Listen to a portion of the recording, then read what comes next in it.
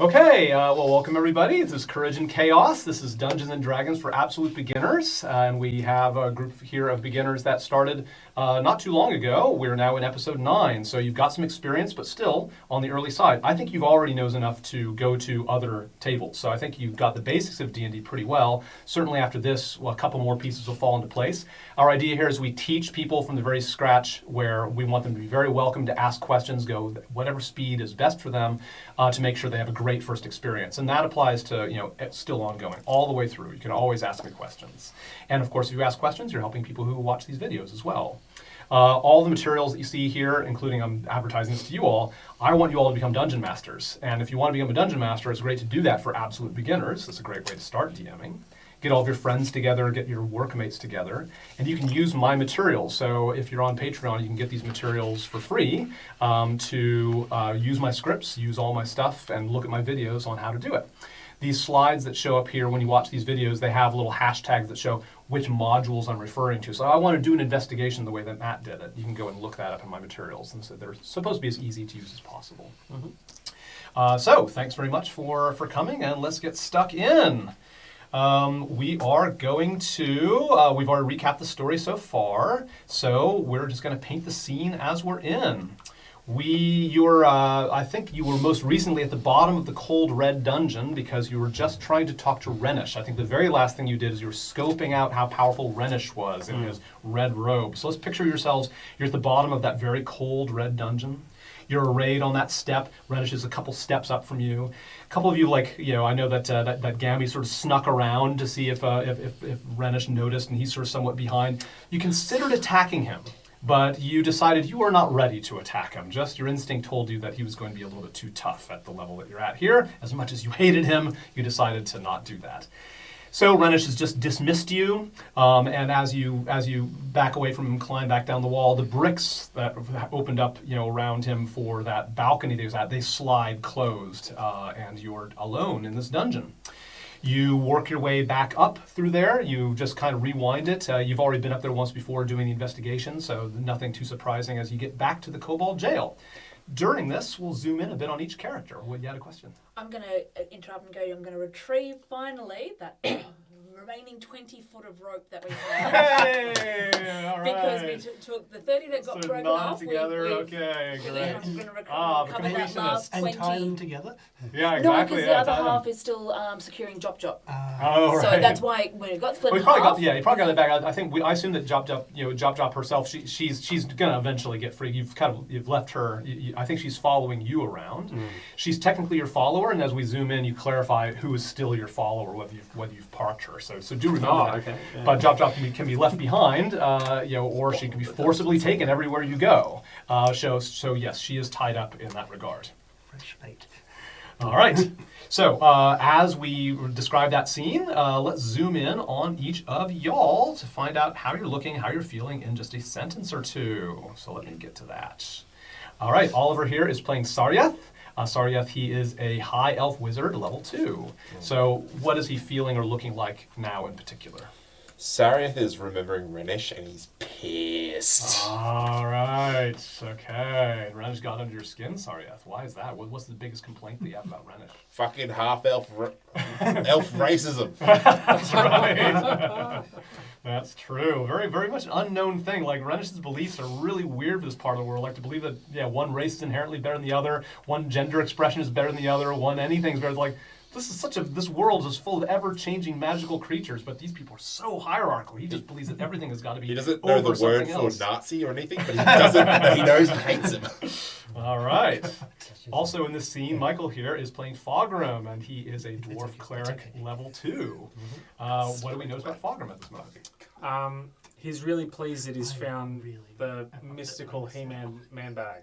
That's right. You proudly display. Yeah, that's right. I'm showing off my listen accessorizing to everybody. Yes. You gotta print that out. Whatever's on your phone. I will. You gotta have it out there. I'll bring it in. We have little table tents, by the way, so people can start accessorizing those. I do have some blank cards floating around. If you don't see it, there's a blank index card that might be floating there. I can get more out, and you can make your own table tent. That'd be great to see the He-Man handbag. If you learn, it's a bag of holding. It's the He-Man man bag. He-Man bag of holding. He-Man man bag. Yeah. Very proud Fogrim is. All right. Sean here is playing Shudyan.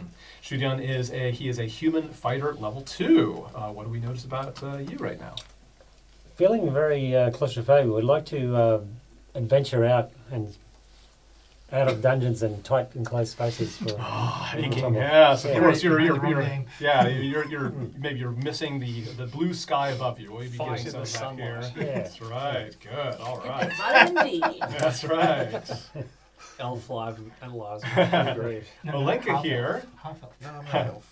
Olenka here is playing Elf Smaragd. longer. Okay, well, let's do the introductions. No, no, no. So, playing Smaragd. Smaragd is they are a dwarven cleric level 2. What do we notice about you? So Shmaragd is actually generally thinking about the Banful clan and their hierarchy and going, they've got a very clear, strict line of hierarchy of both races and gender, and wondering where does a they fit in? Yes, Someone who you doesn't heard fit him. in that binary, where He's not a fan of the Where does that- pronoun they. He went on for like a 5-minute screed about how inappropriate the pronoun they is. He's very concerned about this sort of thing. I think we can imagine a real world equivalent of this speech that he was giving. Yeah. So yeah, he just can't figure you out. He just doesn't like it at all. But is it can't figure me out with hatred or can't figure me out with just utter confusion and disbelief because it just doesn't fit?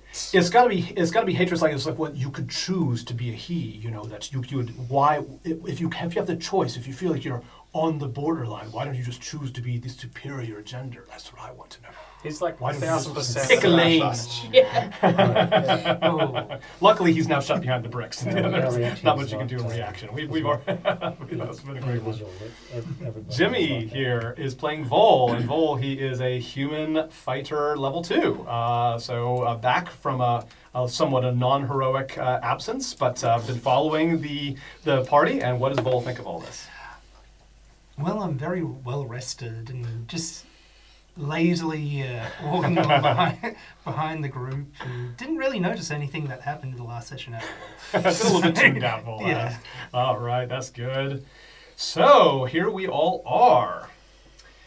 We also have some followers to talk about. We have in particular Thogrim follows Amos, but Amos is not here at the board, so let's take him off for right now. But I guess we could still say that we've had Jop. Still forcibly following you all. You have a chance to drop Jop off if you like. From you, Thogrim, I think are the leader of Jop, tied up as rope as she is. She got away once. You tied her up with rope. She hasn't really wanted to struggle because she didn't want to be alone in hell. But as soon in your investigations, you notice that anytime that you're outside of the cold red dungeon, she was looking like forlornly at her old life. Do you want to forcibly take her along captive as she is, or do you want to let her go to her own devices? She wants to go back to her job.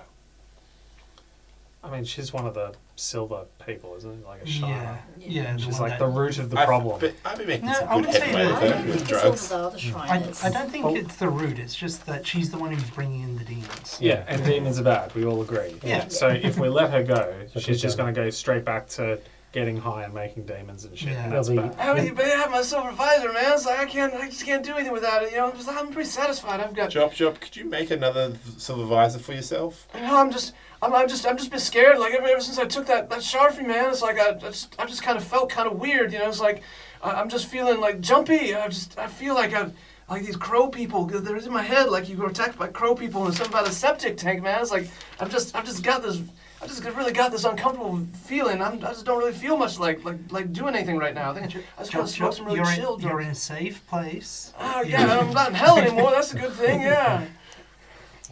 I say we let her go. No. If she goes back to demons, we can always deal with that then. Yeah, look, fuck it, let's get rid of her. Let's let her stay here. Can I make a steal deal to have them just not let her make more visors? We'd have to cover that. I think it'd be hard to convince them because they want money so much that. Okay, so maybe you could try to convince Dak. So I'll roll on your behalf. Okay, so You know where I'm getting at yeah. with that. So yeah. who's got the best persuasion? Um, Oh, Plus Plus four. 4, yeah. 4? Plus 4 between us. Okay, all right. Yep. So one of you has to sort of make the argument. So which of you wants to make the argument? Yields the one that gets credit for doing really well or doing really I poorly. don't do very good at rolls, so Right. if you want Yeah. to. I think Yeah, Matt's neither do probably- I. Yeah, I was really. gonna- you're not going to know how Oh, effective okay. it is. Yeah. Okay. So you're basically going to give Dak Dak an argument to pass along to Jop Jop as to why she needs to hold off. So basically, it's your persuasion kind of being Convincing, carried by yeah. your definite ally Dak Dak. So, So The basic idea is, would you like gold or would you like to live? okay, so Because that can the be more- intimidation. the If more- somebody's good at intimidation, well, we can use intimidation that. is good as well. So +2. Yes. Well, no, Yeah. it's Not as much as persuasion, Yeah, though. Okay. Yeah. So it's more if Jop Jop goes back to her old ways, goes back into the drugs, goes back into the visor, she will bring more demons out. Demons that kill. Okay. Oh, okay. I'll kill the give a- people. I'll give a bonus for that. That's pretty Yeah. unassailable So, logic. so just keeping her alive, keeping her Okay. safe, even for the next, let's say, 6 to 9 months, Okay. would We'll just a few days at a time, you know, Yeah. in case you come back. So until you come well, back. Well, I say 6 to 9 months. That way she can dry out better, and Okay. possibly at that point, if she's no longer after the shade and everything, then they can let her go. But Okay. All right. It's more in their self-interest, not our repercussions. Okay. In exchange, we'll bring back shiny stuff for them. Yeah, Yeah. a Okay. few shiny I'll stuff. consider Let's, that as let's well. not go too far. Yeah, they're hoping to Don't do that, yeah, because they're worry. allies, of course Yeah. you would. Cool. Okay, so I've got a result behind the screen here that I will keep and about how convinced Jop Jop will be as a result. You all will have to find out when you leave her there. Okay. Okay, all right, so Yeah, right. any chance of rest? I think you're fully rested. You don't need to consider even a short rest at this point, so don't worry about that. Let's get this going. So, we are going to try to find the goblins and hobgoblin story. So I will show you a picture on my laptop as well. So you don't have to look at that tiny little picture on that tiny little screen. I'm about to show it to you here. That's right about that far away from her face. Exactly. It might poke you in the eye if you get too close. All right. So, goblins look like this. Seen these before. Oh, yeah. And they're short. They're halfling size. You know, they might come up a little bit higher than your waist. They have slings. They have short swords and stuff like that. Only basically armored, but they're very nimble on their feet. Between goblins and dwarves, who are taller? I think dwarves would be a little bit taller. Do they Dwarves have- are more like 4-footish, where these are more like maybe 3 foot, like a meter, and dwarves are 90 a versus meter, 120. and change, yeah. That one I know because it's fence heights. As you take a look at them, because you'll be out in the canyon and looking at these people marching in lines, they're always led by a hobgoblin. This is a humanoid size. They're as tall as a human, even a little bit taller. You can see they're very well armored. They don't seem as nimble. They have a longbow slung across their back, and they have a very nice sword by their side as well. So they seem quite martially focused, and they're obviously in command. They're often the ones that have banners in front with sort of crude pictures on the banners that are sort of like leading a group of goblins. So when you see them marching up and back, that is usually the image that you're seeing, or that's the kind of creatures you're seeing. Hobgoblin leading a group of goblins. So, you tell Dak Dak, your goals. You know, he's an ally, so I'm sure you want to share that, or he's overheard you talking in any case. He's always around. You want to figure out what the goblins are up to, as we said. Now, he says that they know. It's like, goblins. It's interesting that you want to take care of that because they are kind of bringing machines. But I know you have a better business plan, so maybe you'll find just keep looking for an opportunity to get machines because if you kill off the goblins, then we won't get the machines and we won't be able to make money and the dragon and all that other stuff. So, but I trust you. Yeah, I knew you got a good plan. So if you want to learn about the goblins, I think you should try to find their camp. So their camp is to the north. So when they march from here, they rally at a camp off the north, and they kind of get ready for the raids. It's like their local operation. I think there's a good way to get to that camp where you can kind of march there without stumbling across them. You don't want to find goblins in the forest. They can sneak around, they can hide, they can ambush if they see you coming. But there's a way you can follow the coast. And if you follow the coast, then you'll be able to kind of hit their camp from an unexpected direction. And then you might be able to find a few of them separated, camping out separately. I heard you saying that you want to find just like a small group of goblins, or you can spy them from a distance. They'll be so occupied, like watching out for each other, that they won't be looking for you. So I think that'd be one way to check it out. So I'm going to through him, described to you a very rough sort of map direction that shows what he's doing. I know that you have some adherence to mapping, but this is going to be very crude. What I'll say is, as long as Dak is here, he'll repeat this to you. But once you get away from Dak, I won't reproduce this map. So basically, whatever you remember from what I draw here is some of the landmarks that you're looking at. Can I add it to my map that I have? Yes, yeah, feel free to do whatever you like, just as long as it doesn't take up too much time, or at least as long as you don't need to keep it there. But I'll keep it on the board for a little while, so feel free. Okay. So we'll do this square by square, where if you have the caves of chaos, the COC, let's say it's in this square. Imagine the square is about 5 Ks on a side, 3 miles, 5 Ks on the side, yeah?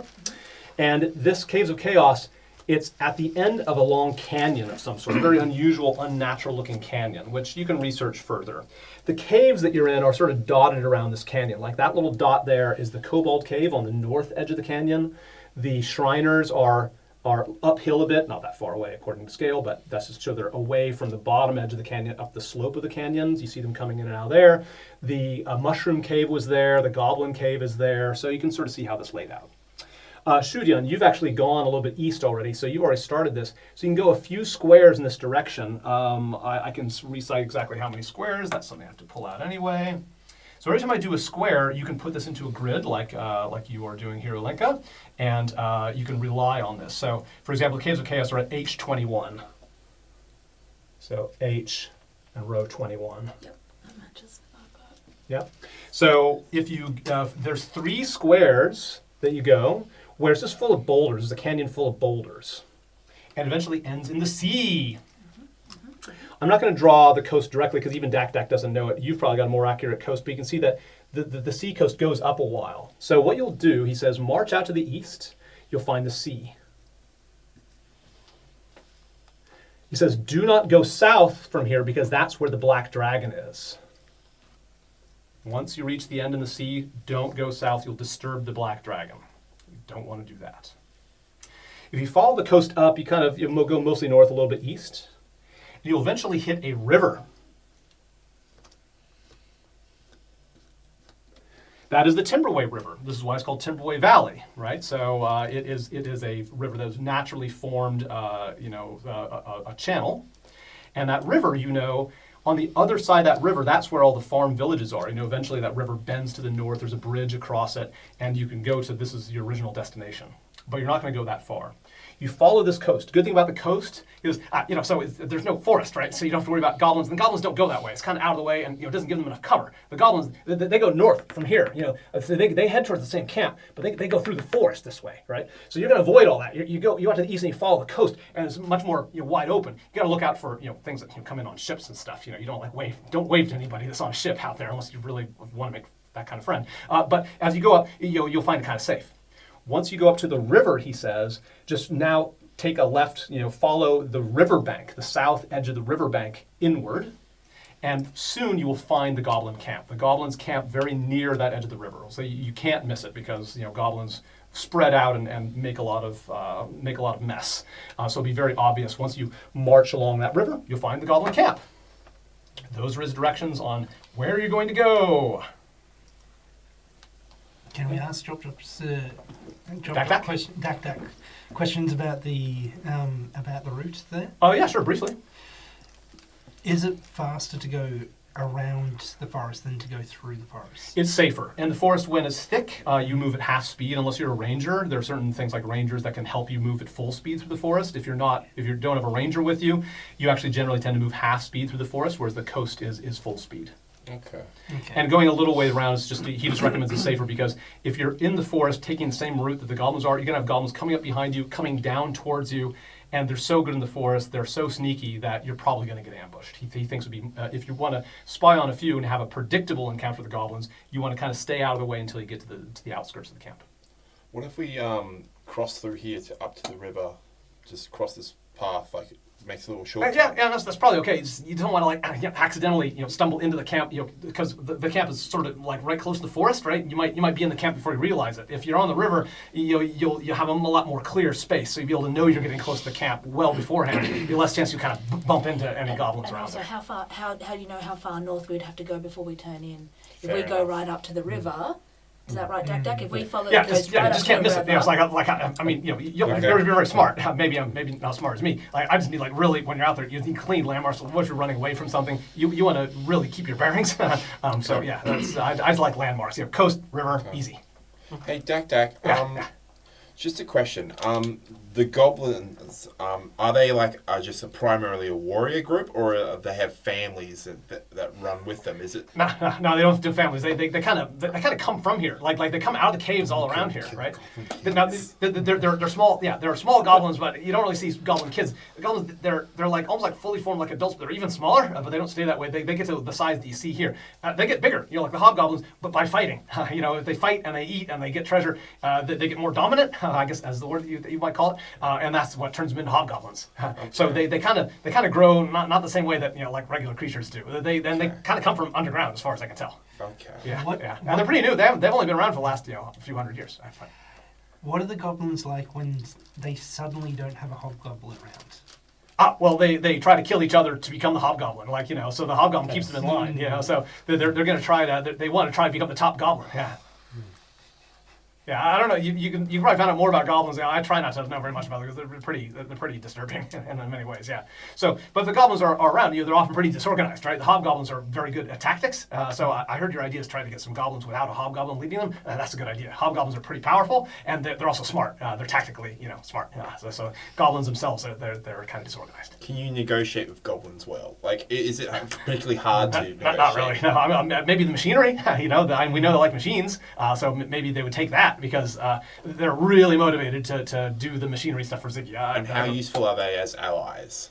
You can't. They are very chaotic. They have very chaotic minds. They don't remember things very well. They're pretty simple. Hobgoblins maybe a bit. Hobgoblins can be more make deals with. Goblins are very unpredictable. Aren't the hobgoblins leading the goblin troop as a commander or as a slave owner driver? No. I like as a commander, but they'll beat up and kill goblins that are out of line. So there's an organization. No, but they're all motivated. Like something is making them all want to do this, right? Are they all the same species? Is a goblin the same thing as a hobgoblin? Yeah. Bugbears, hobgoblins, goblins, they're all the same thing. They just evolve and change. Goblin and hobgoblin, it's just a hierarchy thing. Right. Yeah. Goblins turn into hobgoblins. Yeah, when they get more powerful, as they kill more and eat more and stuff like that. Yeah, they evolve. Yeah.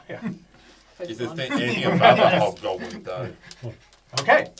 So, and aside from that, I guess you have to observe. I don't know a lot. I know more about goblins than I've already told you. So, you set forth. You've done your shopping. You're ready to go and ready for a bit of overland adventure. So here we go. Now, as usual, I'm gonna mention things that are a bit fast and sketchy. Any one of these things that I mention, you might make a note like, I want to investigate that later on. But because you're adventurers, you're being alert, and you're kind of naturally kind of itchy and wanting to make progress, I'm just going to drift over some details, which then you can fill in with more investigation. So, you get out to this part of the canyon that I've demonstrated here.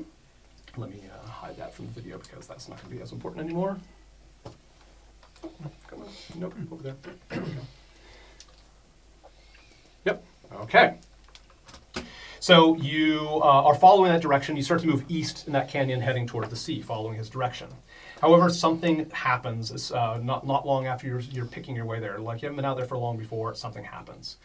There's a lot of discussion. There's goblins here and there in the bushes you're staying away from. You'd think the goblins might attack you if they see you, but also they're kind of chickens. So you're just trying to stay away from goblins. And there's a lot of bushes down here.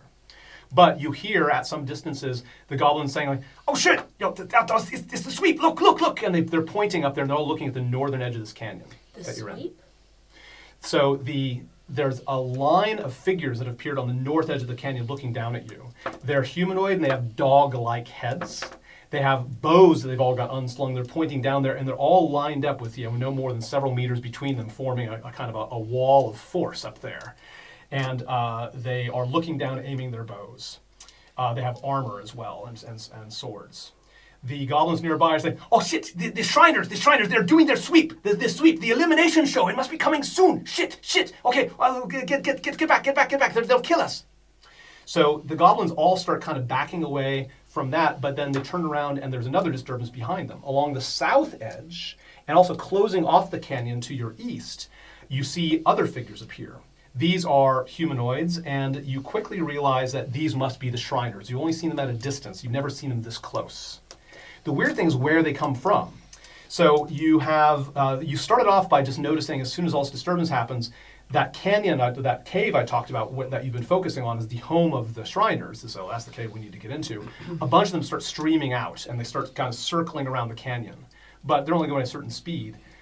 Other Shriners just appear almost out of nowhere all around the canyon and on the east side where you are. And you realize the reason they seem to be coming out of nowhere is there's cracks in the rock and the ground, like this quite a rocky canyon, and a lot of just random, like an earthquake-like cracks everywhere. You haven't really paid them much attention. You see paper-like cutout figures of these Shriners come out of the cracks of the wall, and they turn three-dimensional once they pop out. It's very much like what you've seen before with the silver keyhole. When you went to Jop's area, that was a nice regular silver-lined keyhole you went through, and you, because you had glowing shards, poked in there. These people are not generally wearing glowing shards, though you do see a couple signs of what might be causing it.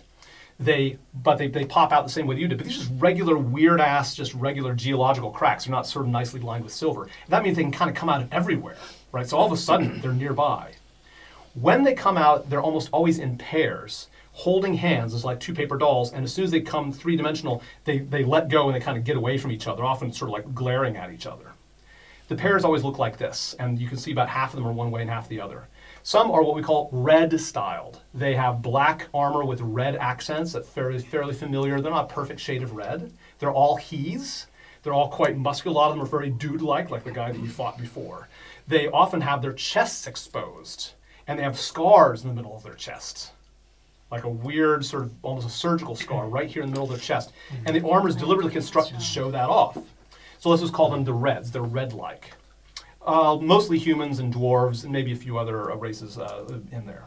They're paired up with someone, let's call them silver-like, in that they're wearing these extravagant costumes. It's like they just came off of like the stage of an opera or Eurovision or something. They've got this elaborate sort of stage-like costumes. They've got wild makeup. They've got their hair in every direction. They're every possible gender expression, every possible race, every possible color, and they're all kind of crazy. They're all kind of twitchy. A lot of them have burned eyes. They've burned red boxes over their eyes, and a number of them, they have blackened tips of their fingers, and they're kind of walking around like this, like their fingers are sort of raised above their head, just sort of tickling the air, and there's a little weird sort of black sort of line that keeps appearing between their fingers, and they're looking around, sort of their eyes darting around. We found Jop's people. Let's call them the Silvers. So very quickly you find out that you're surrounded because this seems to be a coordinated sweep is to corral people up. The dog-headed creatures appeared on one side. All the other sides are getting covered by these Shriners, you would guess. And they are close enough, again, you can't really get past them, and they start to tighten. Their group starts to tighten. Can I just ask a quick question here? Yeah. With the two groups there, Yeah. who's coming out? Can we tell who's coming out first? Because they're holding hands. They come together. Yeah, this usually the silver one that comes first. Silver one that comes first. Okay. Good question. Yeah, so you've observed that. So between them coming out of the cave and coming out of these cracks everywhere, the cracks are only along the southern edge and this eastern edge. They don't seem to come out of the cracks on the northern edge. It does seem like the ground is less cracked on the north. It's very cracked on the south. But it doesn't matter because you've got the dog-headed people up there as well. So you're surrounded by design. The end of the canyons, they're off, the line is off to their east, and they start moving close, sort of marching in a line, and you have to start staying away from them. Of course, you don't want them to see you. You're pretty sure you don't want them to see you. So they're sweeping west along this canyon floor, and they're checking out the bushes. They're like prodding, and sometimes they'll find some goblins that are hiding. They'll whip and kick the goblins, and the goblins will scurry. The goblins are starting to go into their cave that I've pointed out here, a cave out of which you've seen all the goblins come and go. And they seem to know they need to be corralled in, and the Shriners seem to want them to go there.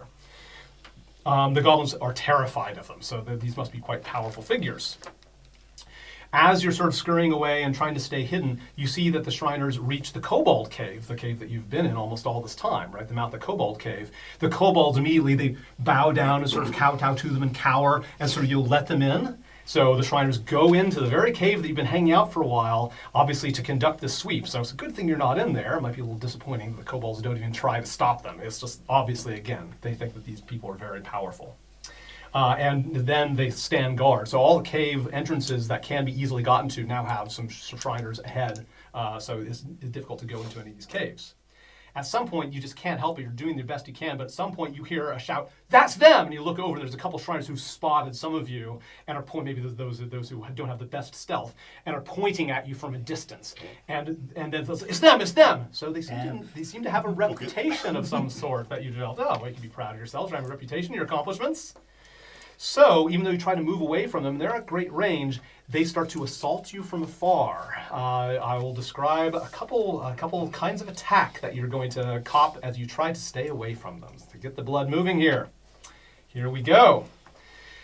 So at quite a great distance, probably more than 100 feet, at many tens of meters away, you each get attacked by, first, a hail of arrows. These are the red-styled bros. They are firing longbows at you, and they are pretty accurate. We're just going to go around sort of quick combat style, and each of you is going to have to cop a bit of a hit. I forgot to start up Fantasy Grounds.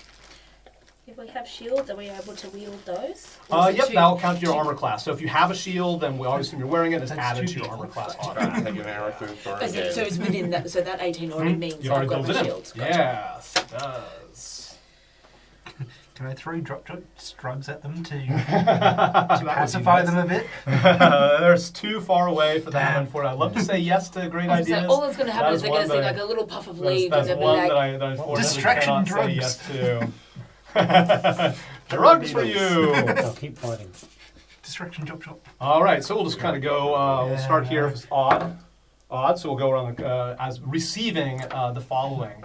An arrow comes towards you. Whoops, that was the wrong arrow. That was Okay, almost- with a 12 against your AC, probably not enough. You maybe scratches your armor a little bit, but they fire very quickly. Each of them in one turn can fire twice. That's disconcerting. And then out to 15 homing in on you. Oh, here. 18. No, but this time it definitely hits your armor and digs in a little bit more, but you take no damage. Shudyan, you have a couple arrows coming towards you. The first one is a 24, a critical hit. It rolled a 20. You were sort of watching what's happening over here, and something just hits you dead center in a gap of your armor. This doubles the amount of damage you take. You take 7 points of damage. A little bit lucky. As well aimed as it is, it doesn't go as deep as maybe it could have, with only 7 points of damage against you, Shudyan. That was the first one, and as you're staggering from that, another one comes towards you. This is a 13. I think you're well armored enough that that hits your armor instead. We went to you, Vol. You got an arrow coming towards you. With a 13, you're also very well armored. It dinks off of a bit of that. The second one with a 16 comes in. 17 armor class. Oh, that one's close. It just gets into like just the place where your helmet joins It's in. just- Yeah, you it's got just shield. joining in. Yeah, exactly. It's sticking out but does not do any damage. Unfortunately, we have a not very well armored wizard in the party, and we're going to go for you, Saryeth. Oh, with a 6. Oh, this is easy. Like 12. very badly aimed. Yeah, it hits a tree next to you. Luckily, your position, maybe you're being a bit more cautious. But there's a second arrow that he fires with a 14. Yeah. 14 is enough to get you. And now remember, every time you get hit, do you have this spell? I always want to help out a little bit. I won't always. Do you have the spell Shield? You can do that as a reaction because it raises your AC. Yes, I do. Okay. So usually what I say is I'll say what I rolled. I won't say what the result is. This time you know the result is a 14. So you know that if you use Shield, it'll dodge it. Normally I'd say, oh, I rolled a 10, and now you have to guess whether to use your shield or not. Do you use a spell slot to not take damage from this arrow? Yes, I do. Okay, so you you put up your shield as a reaction, and that uses your reaction slot. It takes up one of your spell slots, and you take no damage from that arrow. All right. Next to Smaragd, you've got a couple arrows coming towards you from these guys with a 13. Oh, that's okay. Yeah, scratches your leg Rolled. armor. Yeah, Rolled that exactly. Roll a little bit out of the way. That one. Oh, this is an 18. Oh, which is just Matches. enough. Oh. roll and faceplant. Yeah, exactly. Well, this one just got through a gap doing 4 piercing damage on you. So I told you they're in pairs, and retaliation, I mean, right now, your first instinct is that you're kind of running, so you kind of got these 2 types of hits simultaneously, so very close behind. There's another round, and this is from the silver-styled ones. They do something that I'm not sure if you've seen before. When they reach up, they pull that thing apart like Jop did, but in this case, they pull it while staring at you really malevolently, and that stream of black rocks, that stream of black petals, even at this distance, you can hear that rattling but it's a little tiny hole in reality. And if they fly at you so fast, like an arrow, and just before they get to you, they turn into an element. Yours turns into fire, and you have to do a dexterity saving throw to avoid getting burned. Okay. 6. 6, not good enough. You take 11 points of damage. You are fired very badly. Boom! Toasted. Fortunately, they only do it once, but that sure hits hard. Another one is firing at you. So go ahead, Shuyan, with another dexterity saving throw. Oh, 1. This is acid. It turns to this acid that burns at you, and you take 10 points of damage from the acid. Yeah. Are you dead? Oh, well, I know, 18. I thought you were at full. There you go. Yeah, I You're wasn't fine. full. Oh, you're on 1. You Holy were shit. at full. You're at full. You took 10. That's all right. Yeah. All right. So Vol, you have got them coming towards you. You do a dexterity saving throw. We got 2 out of 2 so far. Oh, 6. 6. You are all caught flat-footed by these blossoming. There's a zap of electricity consumes you, and that amount of damage is 10 points of damage. Okay, there goes that part. Saryeth, what are you going to do? You're going to dodge from the dexterity if you can. Yeah. You got pretty good dexterity. Of course you do. 11, 12, 13. 13? That's just enough. Oh. You are faster. You Dodge. skitter out of the way, and just as it turns into got this sort of shield. blast of That's a frost. coward's run. Yeah, that's true. The shield's only for 1 round. It's technically the second round of combat, though. Well, shield wouldn't help. This is a dexterity saving throw. The shield only helps your AC. But you are fast enough to get out of the way as this blast of frost cools but does not freeze your flesh.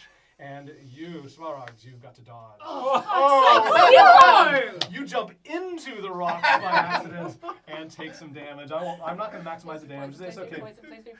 No, it's not. And this is fire, and this is 12 points of damage that you take. Whack! Wow, these guys are tough. They are calling for backup. They're like, found them! And now more Shut at up. a distance are all getting alert. You know you're going to be in great danger if you stop and turn and fight them right here. Okay, you're welcome to. It's D&D. You can turn and fight them. But more are going to be coming. It seems like the only sane course is to run. There's still plenty of space. You know, you kind of were near one edge. You can run more towards the center and be less careful about hiding from bush to bush and just leg it. A lot of the goblins aren't going to stop and attack you. They know where you are. You might as well leg it, but it's up to you. You can also turn and fight anyway if that's your jam. Looks like pretty tough odds. That feels like a really dumb idea. Yeah, that is a dumb. Yeah. Okay, all right. Wisdom is the grave over the valley. Yeah, unfortunately, you're in this little square right here, and they've sealed off sort of the eastern edge. So yeah, getting down that canyon, your plan is going to have to change at least for a little while. As you run away, the Shriners, they all taunt you. It's like, Ziggy's going to find you. Ziggy says you're going to work for us. You're going to work for us. You're going to die, adventurers. So you hear these taunts from all directions. They know that you're adventurers, and Ziggy knows about you as well. It's good to be known. Yeah, it's great to be known. All right, well, though combat is over for now, you don't get any loot or XP because you ran away, so we'll just skip that part right now. Brave Sarah. Yeah. I'm glad I'm not the only one. Yeah, that's what you were doing last Dead. session, man. You're just running around just like... Where's my coconuts? Monkey with symbols. Okay. What's the point of that bloody long rest then? Yes, well, we were talking about combat. It's going to be a little back and I'm on forth going on 3. here. All right. I've got a second wind at least. The second hand, And the hit dice.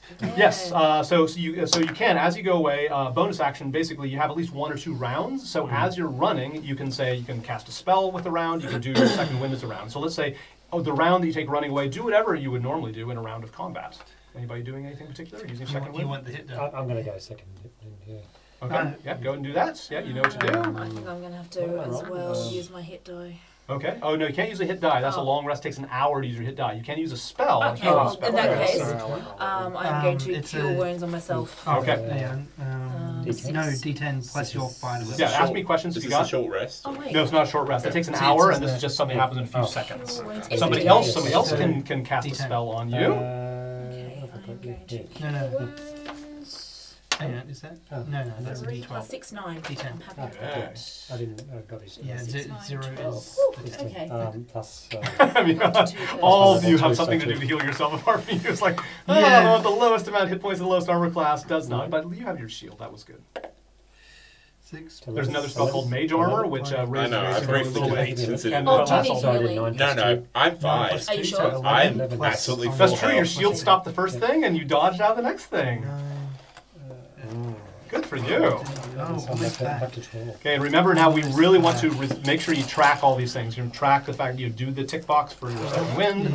Make sure you cross off your spell slots quite strictly now. We're getting to full Yeah, you D&D. don't have We're to managing a resource over an adventuring day. It's going to be important. 2 Okay. slots. Yes. Good, everybody. You get up to level 3. Hopefully that got your You blood don't moving a carry little it bit. as well? Yeah. At the Oh, end you of the gotta session, hold I'll on. be eh? I'll have a gamble. I have I'm 7 hoping to hit be points. level I feel like I 3. can do something with that. All Yeah, right. I have some spells. and I can use So- it for I was down to I 3. wonder. Yeah. In the tumult, you've realized a couple things. Is it too hot in here, by the way? We're between acts. I can turn this back on. It is getting a little little bit stuffy, isn't stuffy, it? yeah. So feel free to change seats if that's too breezy, or tell me to turn off. So you did learn a few things, as damaged as you are, that these Shriners themselves, they all seem to be a kind of red or silver. They're in these 2 equal numbers, and you know something about the reds and silvers. Your previous adventures tell you maybe this is part of that clever way that you can leverage this knowledge to get into the SOEC, the Shriner Cave, or maybe once you're there, succeed. Have a little brief discussion, like, I'm not saying you're going to go into the cave right away. You're running for your lives. But, eventually you're going to want to take on this cave. What did you learn from here about, knowing what you know about the reds and silvers, how do you think you might manipulate your knowledge to give you an edge? If you could only get the drop on them, if only you could sneak in or get up to them without being shot at right away. I think the silvers are the ones that actually can travel through the cracks. Mm. I remember when we Yeah, were traveling yeah. through the crack, we had to hold hands Yeah, for the well, ones that Didn't have the chaos shards. chaos Well, shards the- around the neck. The reds have got the we had to have a chaos shard that was ripened to go through, which is Yeah. the silvers thing, whereas the reds have Oh. the unripened chaos Raw shard shards. embedded in their chest, which is Yeah. why they've Ah, got you've that. heard that. I wasn't Yeah, sure where you got Ren that and British from. told us, which is what the Very good. Yeah. Yeah, The so thing that's about, yeah. consistent with the scar that you saw. I don't That's know what exactly it where gives you them. touched. So but they it would have gives been them paired up something. together, but then obviously the reds and the silvers. Yeah, don't that I'm really not like going to each answer, other. but yeah, you're theorizing. It would That's make great. them a buff wizard. So if you if we had. can capture or Oh, that's an important thing. You said they don't like each other. Well, you said that they That's split very apart, So play right? them Yes, against they each did. other. Yeah, So yeah. I Looking guess at yeah, there's probably you have the- high insight, so it's like they also had disgust as soon as they got. There's through probably the an crack, internal they're like, division between the reds and the silvers with So the if we shards. can I think get it's more than that. They're like the silvers are more chaotic on the end of the spectrum, while the reds are more All about Tyrannical. order. The Order. reds, well, the reds feel that the Order silvers above are all destroying else. and Yes. ruining the shards. They are by- working by together. liking them. but they also Yeah. hate each other's It'd be guts. interesting to find out So what if we each can other convince is. the silvers to not support the reds from going in there, that's locked out part of their power at least. Interesting. Okay, good. Any other things to contribute before we move on to the next thing? Any other brainstorms on how to use this knowledge? The gnolls, the dogmen with the Yeah. heads, rounding us up. They're called. Very good. Yes. Again, I just generally confirm things that I know are true, that you have a reason to know. Yeah, that would make sense. Those things along the northern wall must have been gnolls, dog-headed Are they, humanoids. you might not be able to answer, but are they guards or are they also Shriners or were they kind of herding us?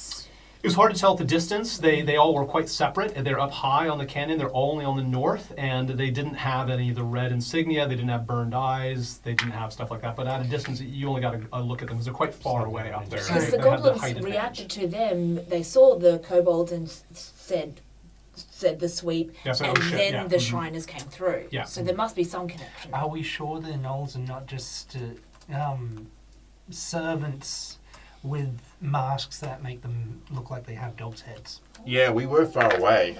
Yeah. So they could actually be Yeah.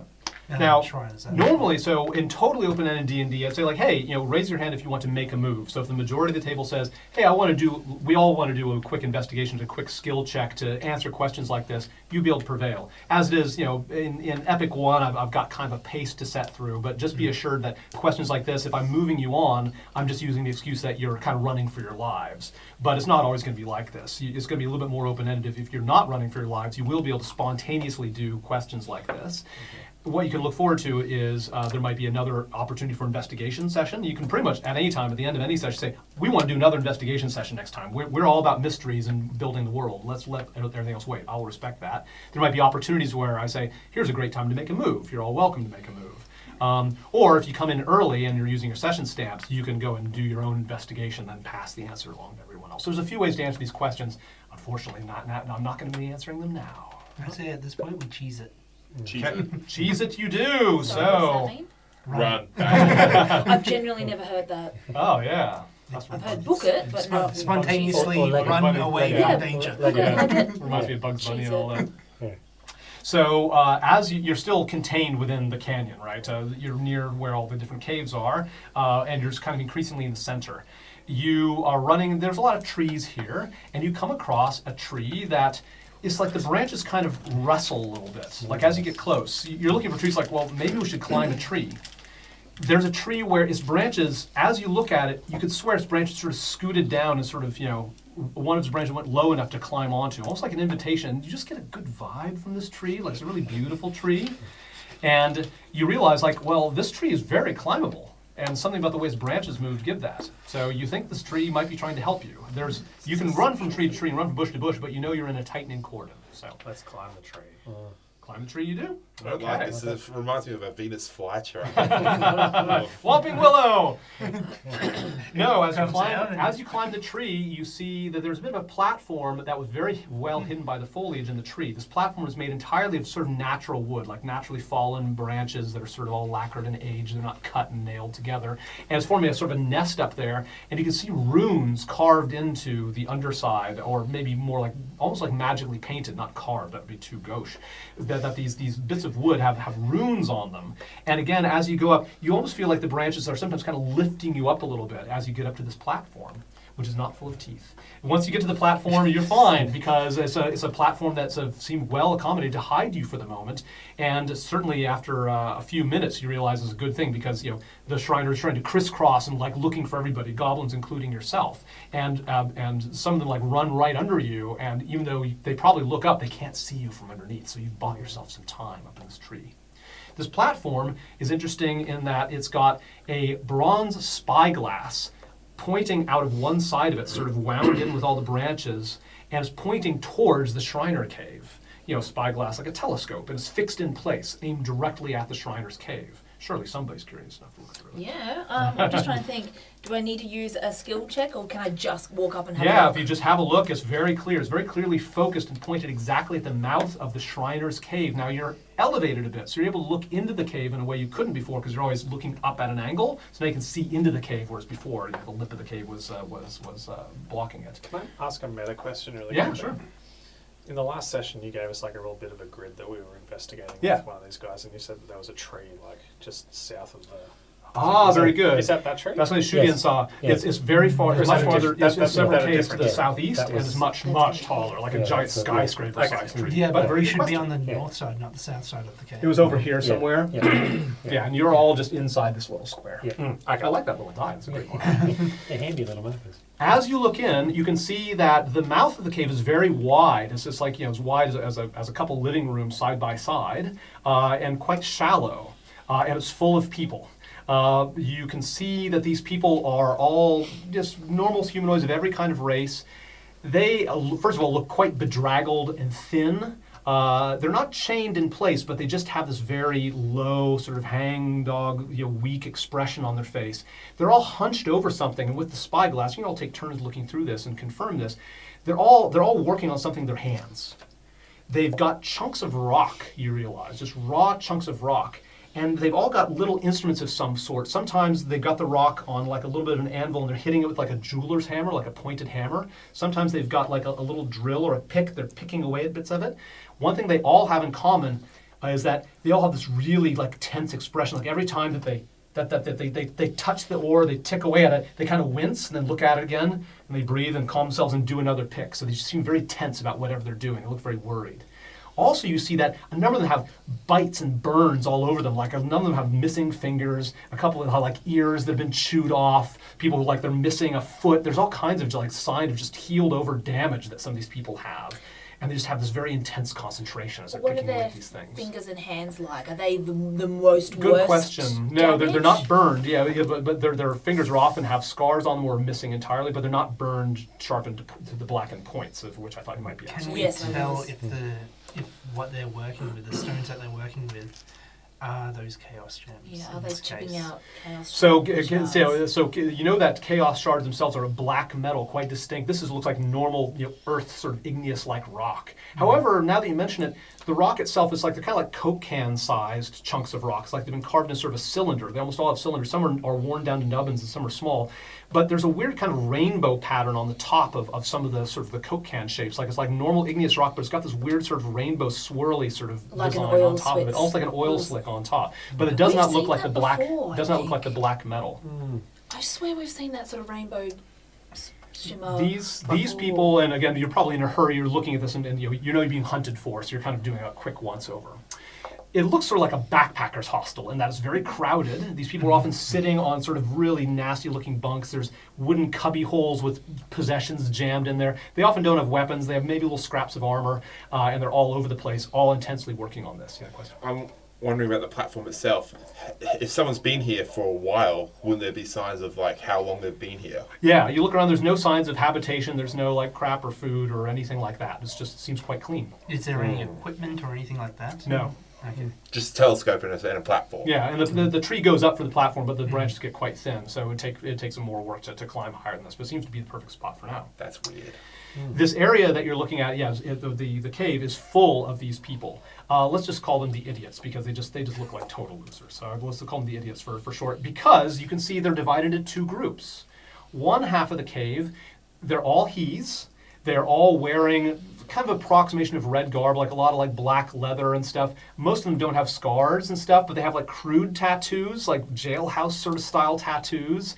And they're doing their work, and they're kind of glaring at the people on the other half. The people on the other half remind you of the Silvers, sort of a loser, idiot version of the Silvers, where they're wearing kind of weak costumes, very tattered or kind of uncreative or very out of fashion costumes. You know, they've tried to do their hair with glue or beeswax or things. It doesn't look very good. And they're sort of glaring off at the red people as well. The Silver crew has got behind them a silver keyhole that leads deeper into that cave. So this cave has got an exit through a silver keyhole behind them. Behind the red-style idiots, you've got a black iron door. And you can see that on the wall next to the door, almost facing towards the door at a right angle, is a red mirror fragment. Fragment of a red mirror is kind of stuck to that wall. And from what you know about these mirror fragments, it has a view of the red door, sort of like looking at whatever's in front of the red door. So there's two exits from this cave going deeper into the shrine. What the shrine of the Shriners means where the shrine is, but it's not in this front room. This front room is full of idiots and sort of a backpacker-style mess. Sorry, your key that keeps changing. The keyhole for the door because it's chaotic. Yeah, that's great. Yeah, the silver keyhole, to be clear, is like the Jop one is taller than a person. This is gigantic sort of keyhole shape. I'm just referring to that. It's yours like a normal size key, but hey, keep thinking like that. Connections like this are all over the place in D&D. All right. So they've got two separate exits, but they are willingly in that room. Yeah, they don't seem to be chained down. And it's a wide open cave that don't seem to be guarded. Yeah. Now, there is an authority figure in this room that you can see those doors like coming out of the silver keyhole, popping paper thin and then popping the real thing, are the silver type, these sort of more officer types that were shooting at you, the more dangerous looking types, those Silvers extravagantly dressed. And opening and closing that iron door and streaming out once in a while are the red style dudes that are coming out with their weapons, like, they're continuing to file out. So you can see they're each coming from their separate entrance. And at some point, coming out of one of the doors, you see who must be Ziggy. A huge, muscly figure in what we can only describe as a heavy metal stage costume. Black leather, chrome spikes. He's got this massive mohawk. He's got a guitar, a gigantic guitar. The guitar's got axe blades on either side. And you just tell, like, it's the kind of you can pick up and swing like a battle axe, as long as a battle axe. He's also he's playing this thing in this sort of rousing sort of power chord, and all the officers like listening to him, and he's pointing, he's yelling at each of them, and directing them. Or Ziggy might be a they, from what you can tell from this distance. It's hard to tell pronouns. Very Mad Max. I'm getting I might have morphed flashbacks this here. over the last few years to think very much like the Mad Max image. I like that. Oh, This we must be don't have a Ziggy. bard. We don't have a bard. We can't do that. That is all quite far away. This all happened in a couple minutes, right? Because you know that the sweep is eventually tightening, and eventually you just hear more concerned voice like, they've got to be here somewhere. The goblins, a group of goblins, has also found your tree, but they don't climb it. You think they're going to climb it, but you see all the branches on the tree go, and they sort of slide up the trunk, and the goblin's like, this fucking tree, I can never climb this tree. That's why I saw the branches move. But he's hidden here, so they all huddle down. A bunch of goblins, but no hobgoblin. and they're all talking to each other. You can't see how many there are, but there could be at least 10 of them or so, as you can kind of tell by looking over the edge without exposing yourself. You overhear the goblins underneath this tree, and they're obviously trying to evade the sweep. Why is that? They say, first of all, who knows Goblin? You know Goblin. Okay, so you'll translate for everybody else. Good. Otherwise, you'll have to just tell from body language. So they say something like the following. The sweep is coming. The elimination show is tomorrow. It's going to be very soon, probably tomorrow. And we are going to get eliminated. Do you recognize something? No, just the fact that it's talking about elimination show, like it sounds like an audition or like The Voice or something. Yeah, the elimination show is tomorrow, and we are going to be the ones eliminated. Goblin edition. We have brought no machines. So this is your fault we did not bring in machines. And she says, no, it's not our hobgoblin got killed. How could we, the raid of course fell apart as soon as the hobgoblin was dead. So you could have brought at least one of your machines. I lost that machine in the river. You saw me do it. They're arguing with each other. So we brought no machines. To Kobold. So we are the ones with the least machines. We are the ones who we are going to get killed. We're going to get killed in front of everybody on the stage of the elimination show. And I'm not going to get killed. We've got to do something about it. This is what can we do? The sweep is all starting, she says. No, we're going to get out of here. We're going to get one last chance to get some machines. So they say they're going to get killed at the elimination show if they don't get more machines than at least one other tribe of goblins. And they need to do another raid as a result. Caves of Chaos Survivor. As they talk, they also, as they're sort of despairing and arguing, there's another thread that comes through. Some of them just hopeless, like, we're as good as dead, so we just give up, we should, this ordeal is going to go on forever. But one, sort of with a religious tone, he with an old voice, he says, no, it is ordained that Maglubliet has ordained that this land is ours. We have come to this land to take it away from the natives. The future is ours. They are going to go and we are going to remain. Have faith. Maglubliet has ordained that we are going to take over all this land. Oh God, Goblin. And they take Goblin colonizers. and they take some reassurance from that. So, a bit of a conversation you found that tells you more about what's motivating the goblins. The elimination show is based on how much machinery they have brought, and they're about to be brought to judgment. That's why they need to go get more machinery. You've run out of time. The Shriners are starting to say, like, check the trees. They've got to be up one of the trees. And you can tell from the distance they're starting to methodically check the trees. It's only a matter of time before they find yours. And the goblins hear this as well. Shit, it's time to go, they say. It's like, okay, we got to go now. So they run very purposefully. It's like, I know what to go. I know to get out of the canyon. And they head west, like deeper into the canyon, towards straight west. Now is your decision about if they have a good idea, maybe you should follow them to find their way out. Otherwise, this ring is going to close around you. It seems like you're going to be killed or captured if you make your stand here, though of course you're welcome to. If you escape the sweep, you might live another day by following that group of goblins with no hobgoblin boss, moving towards that west end of the canyon. They say they have a plan to get out. Following them might be a way out. Do you do it? There is that thing up. You remember, you've explored. Yes, the direction they're going is that cave with that crack that leads up out of it. You realize that must be it. Very good. Your exploration gave you some confidence. They must be heading for that. They don't mention it, but you can tell that's exactly the direction they're going. It's like a natural ladder. Even as they go, like some of them, like they're pulling, like wrapping something around their mouths, like as if they're getting ready to go into something smoky. Charred forest. Yeah, maybe the charred forest, but Shudian has seen there's a cave that's full of lava and smoke, but has a crack, a chimney coming up out of it. That's right. So you have a pretty good idea based on your exploration that must be what they're heading towards, and that gives them a way out. Yeah. So do you follow them? Lava caves, I'll and say then yeah. it's a charred forest. There you go. You've got that. Good. Yes. Yeah. That fits it exactly. So you can see here, if you move that to the middle here, so because you drew just as well as I could. So the end of the canyon ends in a crack. It keeps going west. It's like an extremely thin canyon, that shows that goes for a long time with smoke and hot gas and hot air coming up out of it. But you saw that at the top of the cave, there's a crack that leads from the roof of the cave all the way up to the surface where the charred forest is way above, and that must be a way to climb up. That must be where they're heading. So it sounds like you've decided to follow. And so that cave is getting closer? Okay. Yes. So the sweep, of course, is tightening, but as you approach this, Yeah. as you sort of spy on this, you see that the Shriners are staying away from this cave. There's no point in them guarding this cave because you can see from this distance nobody should go into this cave. It's got smoke. You got a glow of lava inside, and you can just see some looking dismissively. Like one of them steps in, they kind of like step back, like oh no, they sort of step back and decide not to go in. So they are covering this. The walls are pretty vertical here, so they must figure this is not worth guarding. They want to spread themselves elsewhere.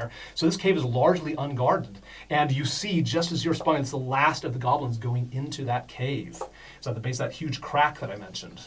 Can I ask something here? While we're leaving the forest, going towards the cave, can I find... The bushes, yeah?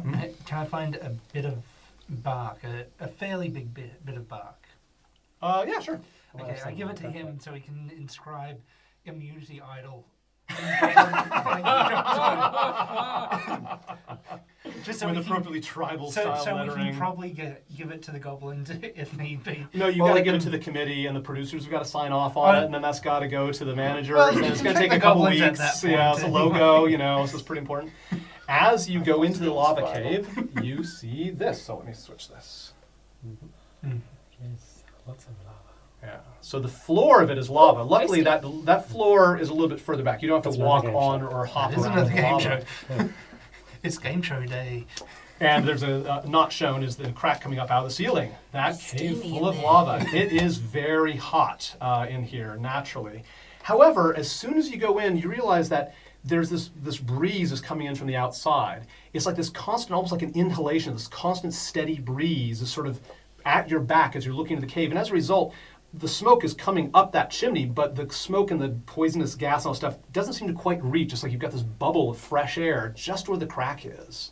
Okay, so you're not going to be cooked alive in here. Once you're in here, realize like, oh, there's a little bit band of safety that you have. This air that's coming in, is it consistently sort of a draft coming in from behind us? From the so valley, there, it's so from the there is an canyon. out somewhere because Yeah, it could be, like, it's deep in there. basically Mhm. venting through. Could be, Taking yeah, us yeah, like an air exactly. current. Could be. When you enter the cave, though, there's the lava floor. The goblins are not there, but you hear, and then you look up the crack, and you see the goblins are already forwarding their way up this sort of internal crack up towards what you know is the surface up above. You can only see some feet and goblin butts, up there. So, of course, you try not to reveal yourself to them. So they are intent on their job. And it's not so deadly hot. That soft flow of air is keeping the fumes away. You realize the way out is to climb the crack the way the goblins are doing, maybe a little bit behind them so they don't realize you're following them. So you wait a little bit. They're already a bit ahead of you.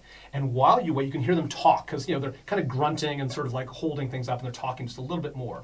So they talk about what they do. It's like, what we're going to do, we're going to go to Nilodel. Nilodel. It's an elven village. Oh, yes, I know where Nilodel is. So where is Nilodel? It's to the direct to the north. No, it's direct to the east. Well, it's out there somewhere. We'll find it. So they're talking about going to an elven village named Nilodel. Now, luckily, you all have heard of Nilodel because it's a very famous, it's almost like a place where if you're really an adventurer, you can visit to find like crafts and toys and things like that. It's a very natural wood elf village that is a great crafting community. And it's not too far away. So they talk about going to Nilodel nearby. They say they're going to raid Nilodel. They're going to take the machines and get back. And say, oh, Nilodel doesn't really have a lot of machines. And so, well, at least there's something. All we need is more machines than one other clan. And there's one other clan that all they brought was like a wheel and a pipe. We can find better than that. We can beat that clan. Okay, let's go. So they are heading up there with their plan now exposed to go to Nilodel. And you are, of course, probably going to keep following because you know you can safely get up this crack. Or can you? So we'll get to that next thing as your next challenge is climbing up in this hot cave. But first, we're going to have some XP. This is a combination of both. You don't get XP from the fight that you got shot at, but you did adventure around and you've listened and learned some lore. So you are all going to get. You're all level 2, so you all get 50 experience points on your card. That's the same as an easy encounter. Mm-hmm. Level 3 is 900, isn't it? 900. Once you're at 900 total, you're level 3. All right. So here we go. So close. It's not like More Diablo. than us to Once go you level up, for you you. don't magically get all of your hit I've points got and get all of your abilities. Boo. It used to be that way. But I've got 100 XP to go until I'm at level 3. Okay, so you're not that far behind us. Hey, great. That's good. All right. So Now, in this act, this is a module which is new for you, which is a D&D tradition which I've mechanized in I think, a better way than has been done in the past, which is called a skill challenge. And it's where you're using your challenges to get overland and accomplish things by using your list of skills. But it also poses some danger. So you'll succeed or fail as a group. You're going to work together on a particular task with a particular skill, and as long as half of you succeed, you all benefit. If not half of you succeed, you all take damage together. So it's a group unifying sort of thing. So, like quick combat, you can be creative with how you use your skills. Again, I'm loosening these things up so you can interpret your skill widely, you can interpret what your spells and your items do a little bit more widely, a bit like quick combat. You can be kind of cinematic and creative. You can think of world facts or things that I mentioned that you think you're going to re-mention to me that might give you a +1 on your roll. You'll hand out these beads once your turn to roll. You get a 1 or a 2 on your roll. You might even get advantage with certain sacrifices that you make of spell slots and items, just like in a quick combat. So, we'll go through that. Your first challenge, obviously, is the only one you know, but there'll be a series of these. The first one is going to be an athletics challenge. Your skill is going to be based on strength, athletics, to climb this crack quickly. And you'll find out why it has to be quick. We'll get to that in a moment. Come on. Not yet. For this challenge, and for all the challenges in this series, when you roll your d20, you can roll with advantage if you make a sacrifice. And you might as well make it now, because then you'll have the full, you'll apply to all the challenges up ahead. You can change your mind and do it, not do it now. A sacrifice is the same as you do in quick combat, which I've modified a little bit. And I'm getting more creative with things. So you fighters yourselves, you can even do something like you can risk your second wind or risk your extra attack. You can have a 25% chance of losing that for the rest of the day if you decide to make that sacrifice. This is a chance of you losing something. A spell slot, a level 1 spell slot, is certainly a good sacrifice.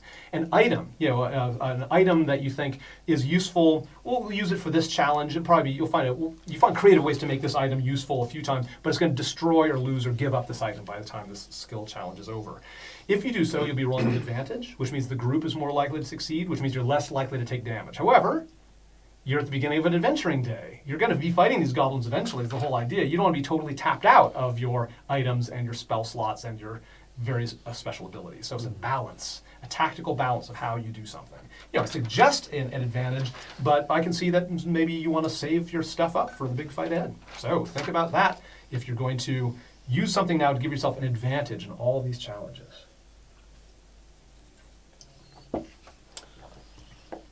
Can I use my scouting thing as an advantage, just sort of so I know a basic idea of the terrain? And that's a good example. I'll give you a bead. Yeah. So if there's something where you know that this terrain fairly well, like if you I foraged here and you foraged here already. Yeah, you're going in a slightly different direction, but maybe for the first one you haven't been up this crack, but you've observed this crack. I would give you a +1 and say, hey, I checked out this cave from a while. Maybe I know some tricks. So I give you a +1 for that on your roll. But advantage is something that really pinches. It's something that you have a limited number of uses that day, or an item that you can never get back. Okay. Anybody doing it? I'll sacrifice one of my gold beads that I got from the devil. Ah, okay, that's a good. Yeah, sure, and that's worth a good solid gold piece for the beads and all that stuff. So. And I think again we're being creative here, right? So is there a way that the bead would sort of give you strength, power, confidence that gives you advantage? Like why did the gold bead give you an advantage on a series of things? Well, my first instinct was to eat it to give myself more sort of density. So if I fall, I've got a bit more, constitutional sort of density. So what if, like, you discover just keeping it in your mouth, like you keep it under your tongue, it kind of it gives you kind of a surge of confidence. Maybe it's the devilish nature of it, right? You don't have to swallow it quite yet, but eventually you'll probably drop it or swallow it or spit it out. You won't be able to get it back. Maybe I'll grit it and do the biting in my teeth thing as So you're sacrificing this thing and say, like, this is going to give you some extra grit. So you just cross that off. It's gone forever, but you'll have advantage in all your things. You're holding on that golden. And I love things that are visual and cinematic. So that totally justifies it. That's funny. Yeah.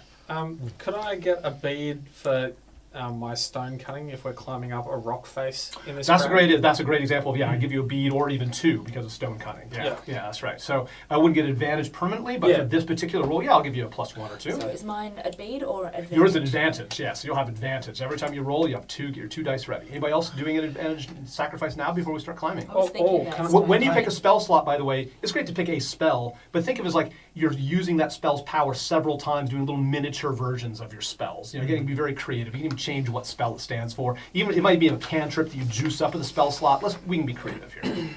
I'm not going to sacrifice a spell slot because you want to hold those for the battle. That makes sense. They're my bread and butter. I sure are. I'll sacrifice something to just make it so that I'm not as heavy with all the armor and everything. Yes. I'm going to sacrifice the set of fine clothes that I've got in my Oh, original inventory. okay, all Using right, that all word, right, yeah. that makes sense. As So a what we'll do is mask. you can creatively use this. Like maybe at first you've got the fine clothes wrapped around you to survive the smoke, and then later on you might use them as a shield to scratch you up, and then you might just throw them behind. So Yeah. the They melt from the deterioration and loss of these clothes over the next Throwing them challenges into is the going to be part of fire your so you- story.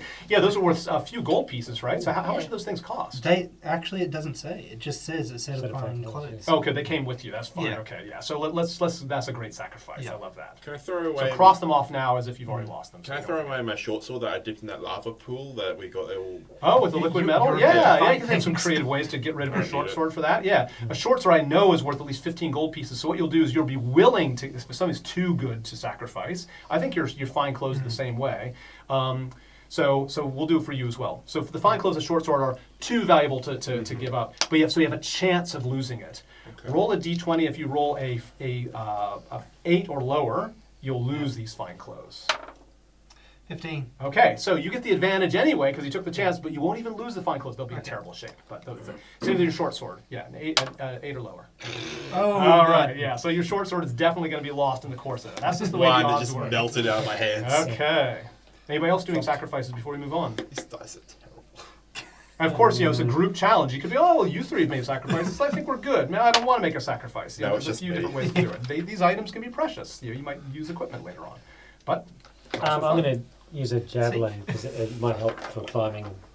oh, okay, well, I like so, that. Yeah. I think, I've got 3, so yeah, do you know how much javelins cost here? So 5e. I we've just want to know got 3 how of high them, quality. so- I've got 3 of them. So yeah, Yeah, they let's can't just be see what that worthy. yeah, the javelin 3 cost times here. the other one. Let's just see what that does. Oh, it doesn't have a cost. Okay, you gotta actually roll it. I think I just assumed there'd be I just do this as a proxy to like how much is really. nothing. So yeah, so a javelin costs 5 silver pieces. So I'd say you'd have to use a couple javelins. Okay. Okay. Gotcha. So you have 1 left. Okay. Yeah, 1 left. Yeah. Get rid of 2 javelins. You now have advantage. Okay, some strong sacrifices on all Can I this. utilize my pitons? Okay, yeah, so So, very like- good. Oh, yeah. Yeah, so the pitons are definitely, they're so appropriate. I don't care what they cost. That's really great. They'll definitely help in here, but I think if you don't use them all up, we'll probably use them in Well, the you course can, of you, it. So you, keep can, using you, it can, creatively. you I can like tell that me very much. how many I want, but I think that should be an advantage roll, I think. Yeah, I think there's a group of so each piton is 5 copper pieces. So all 10 of them is 5 silver pieces. So I'd say by using these pitons, I'll give you between your stone, I'll give you advantage on this one if you use up all your pitons and with your stone cunning, knowing Sure. how to use them. Okay. Yeah, Cool. why not? So it'll be an advantage on just this roll. Yep. Here we go. Good job, everyone. All right. So the first situation that you face is that flow of air that was coming in just while you're kind of gathering yourself together is starting to slow down. You hear the goblins up there say, yes, you feel that? The air is not flowing as strong anymore. In a minute, the air will reverse, and the hot air is going to come out from the lava crack and be too hot for those assholes to realize that we went this way. That's good. So you realize you have a limited amount of time to climb up this thing fast, otherwise you'll get cooked. You have just a minute to climb this crack before that happens. So we're going to explain skill rolls. I'll start even or odd. So we'll start with Olenka, with Smaragd, and we'll go counterclockwise, and we'll reverse it next time. Everybody must use their strength athletics skill, so this unifies you around that particular thing. As it's your turn to roll, of course, your advantage may apply, and if you just mention a fact that you think is going to help, I'm going to give you a bead or 2. So is there anything special about the situation you think you deserve an extra 1 or 2 added to your advantage here? Just as a dwarf, I'm familiar with caves. Okay. I like that. Let's call it sort of part of the stone cunning thing, but that's one way to say it. We'll give you a +1 on that. So you roll with advantage. And So 18, 22, 23. fantastic. The goal 24 number, will be. the number that Yeah, no, that's 4, right. that's 5 plus 18 is 23. Oh, pardon me. Excellent.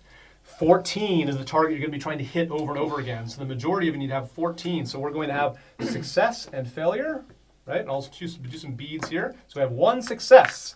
And because we have 1, 2, 3, 4, 5 of us, you need to get 3 successes amongst you all. Is this a speed thing, or is this an ability to climb thing? Its ability to climb is both climbing strongly and skillfully, but also doing it quickly. Athletics generally is about sort of traveling efficiently and quickly.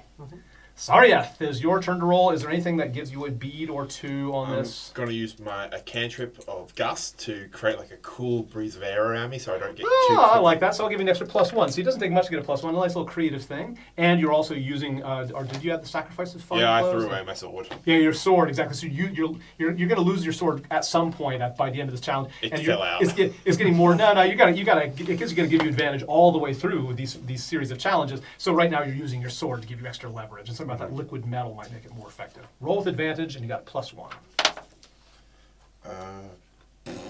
That's a 9. 9. Yeah. Okay. All right. So Oh, the total wait. is 9. Is Yeah. it Strength. It's Athletics. yeah, Athletics. it's- Yeah, it's- so it's it's 9. 9. To speed things up, I know some people love adding things up and some people don't. If you whatever number I hear, I'm just going to take as the result and I'll move on. Yeah. If you want somebody to do the math for you, just say the math. Say, okay, it's 9 plus 4 plus 3, and then somebody around the table will tell you what that total is. So feel free to have somebody else do the math. Just say it as a sum, and somebody else, and then that's your cue. Otherwise, people just let them work out themselves. So your total is what? Your total is 9. Okay, 9 is a failure. You do not. So this means that where you're really helping other people get up there, you're one of the people being helped more than helping. One thing I forgot to do. We are going to allocate damage. So before each skill challenge, including this one, we're going to have 10 chips here. And and each of these chips that you end up with is going to be one little packet of damage. So as you're going, who's going to take the damage from this? Allocate these chips on average. You can have 2 each, but you can make it uneven. You should take at least 1 chip unless you're really desperately close to death. Thank you.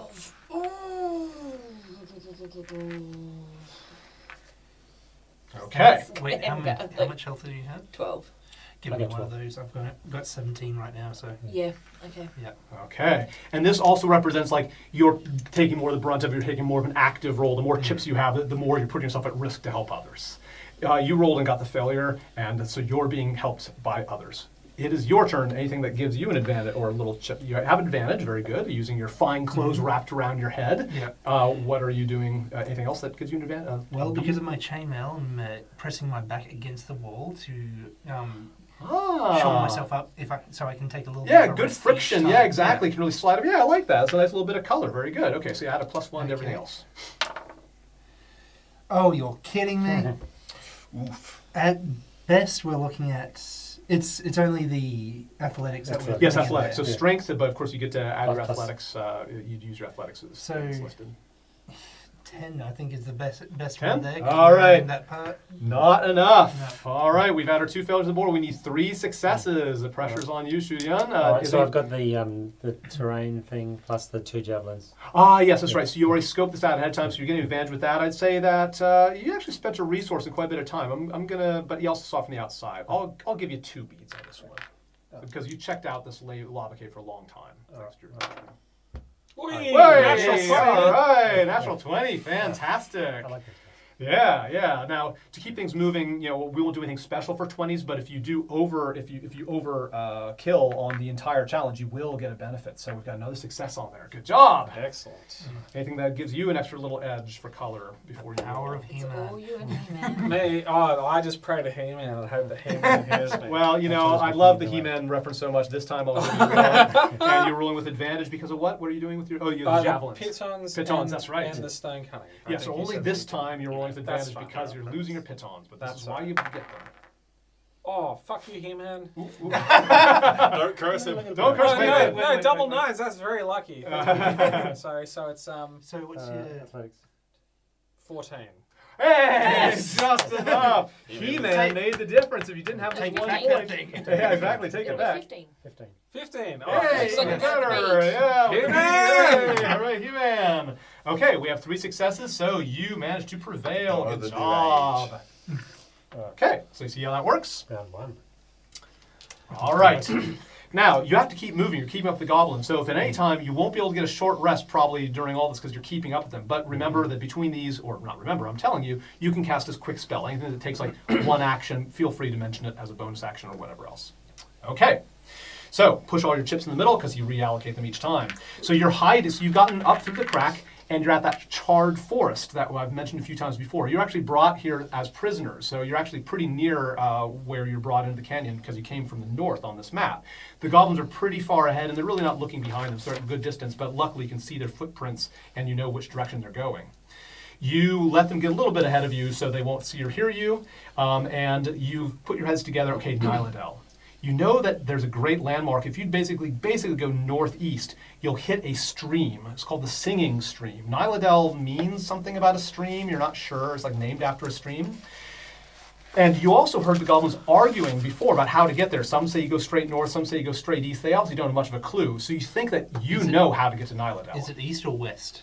You think it's northeast, basically. Yeah, so there's a couple Isn't landmarks. That coming back to this way? East is that way. Yeah. Yeah. So it's basically you're basically heading northeast. Yeah, you know that Nyladel will go. If you go northeast, look for a couple of the landmarks, and you'll find a stream. A stream. Yeah. So that's one thing is you know where to get there better than they do, and you realize this is a fairly weak tribe. Now you've got a pretty good idea that there should be I think about 10 goblins here, right? So you want to have the advantage of being perched up and there's like tree houses and defenses and other elves that can help fight. So you much rather fight them from the walls of Nyladel than just in a random forest. Also, you'll help protect Nyladel by doing this if you can get to Nyladel first. You realize that because they're disorganized, if you really put your head down, you can actually get ahead of them, get to Nyladel first, maybe slow the goblins down on the way somehow, or at least go really fast, and start setting up defenses so the whole village can defend against these villages, against these goblins, because they have no idea they're coming. So it's a good thing to defend, and you might have some battle advantages. So you could do that. If you want to say like, no, we're just going to fight the goblins, right here in the forest as it is, that's also an option. You don't have to worry about doing all the travel, and you don't have to do all these skill challenges. Just fight them here and now, but it could go either way. Which do you want to do?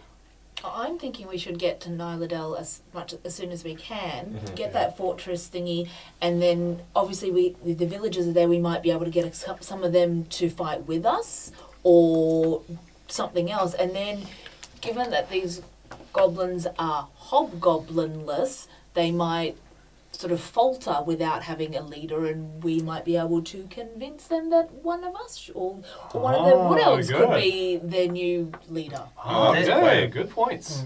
Hopefully the Wood Elves aren't like fascists against your high elves.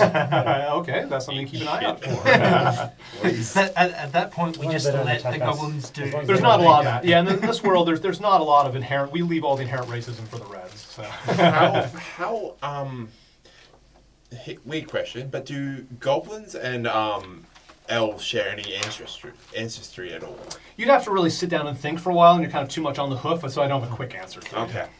This is just you deciding what to do, Goblins are faster than us because they've got high dexterity. I assume on that one. You said that they. Yeah, they're not super strong, but they're dexterous. I still say that the idea of writing something in Goblin that you can to distract them while we get around Goblin. I don't know if I write to Goblin. get to the Elven City might be an idea. Good. Yeah. So let's look for an opportunity. Anytime once you get ahead of them, you might be able to do something to lay them back. Including the immunity idol. Yeah, back to immunity. I love that one. If they turn around because of it, it works in our favour anyway. So I'm feeling a few voices like, let's get to Nyladel and defend. Anybody got an objection to that? Take something from Ziggy. No. Quickly. Okay, yeah. So again, sort of moving things along with your adventurous spirit is okay. Let's follow them and let's look for an opportunity to get ahead. Well, you say it, man. What? You just have to? Well, maybe one extension of that is they could fake a message from Ziggy or somebody to distract them. Oh, okay, good. Yes. Yeah, these are all things that in goblins. Yeah, you have opportunities to use these ideas. That's just great. So they're, okay. Someone So you're starting at H21, and for now you're still staying in this little square. Just imagine that this canyon is, of course, very thin. It doesn't take up the whole square. It's a very narrow canyon. So you're basically you start off going to the east through the charred forest. So you're still in this square, but you're several minutes march away from the canyon. Yeah. Yeah, the die there as you're going along. And you're in the charred forest. As you see something interesting, the goblins start making a big curve around this, and you see why. You see those dog-headed humans, or dog-headed humanoids, but they all are at a pretty good distance, and they're all facing in towards some sort of pit. This pit, you just tell by the forest, the charred forest has got these rolling hills, but there's obviously a drop-off there. and some are facing towards you from very far away, but they're all looking down, and a lot of like, woo, woo, woo, woo, woo, and they're sort of barking and hollering. They've got some of them got some big machines that they're managing as they're looking down. You also hear a lot of screaming and crying and angry shouts from down in this pit. They found a pit of cats. And then you see some motion over to the side. They're out of distance where they can't see you. You see that a number of the gnolls, they're pulling somebody up out of the pit, like in some sort of netting.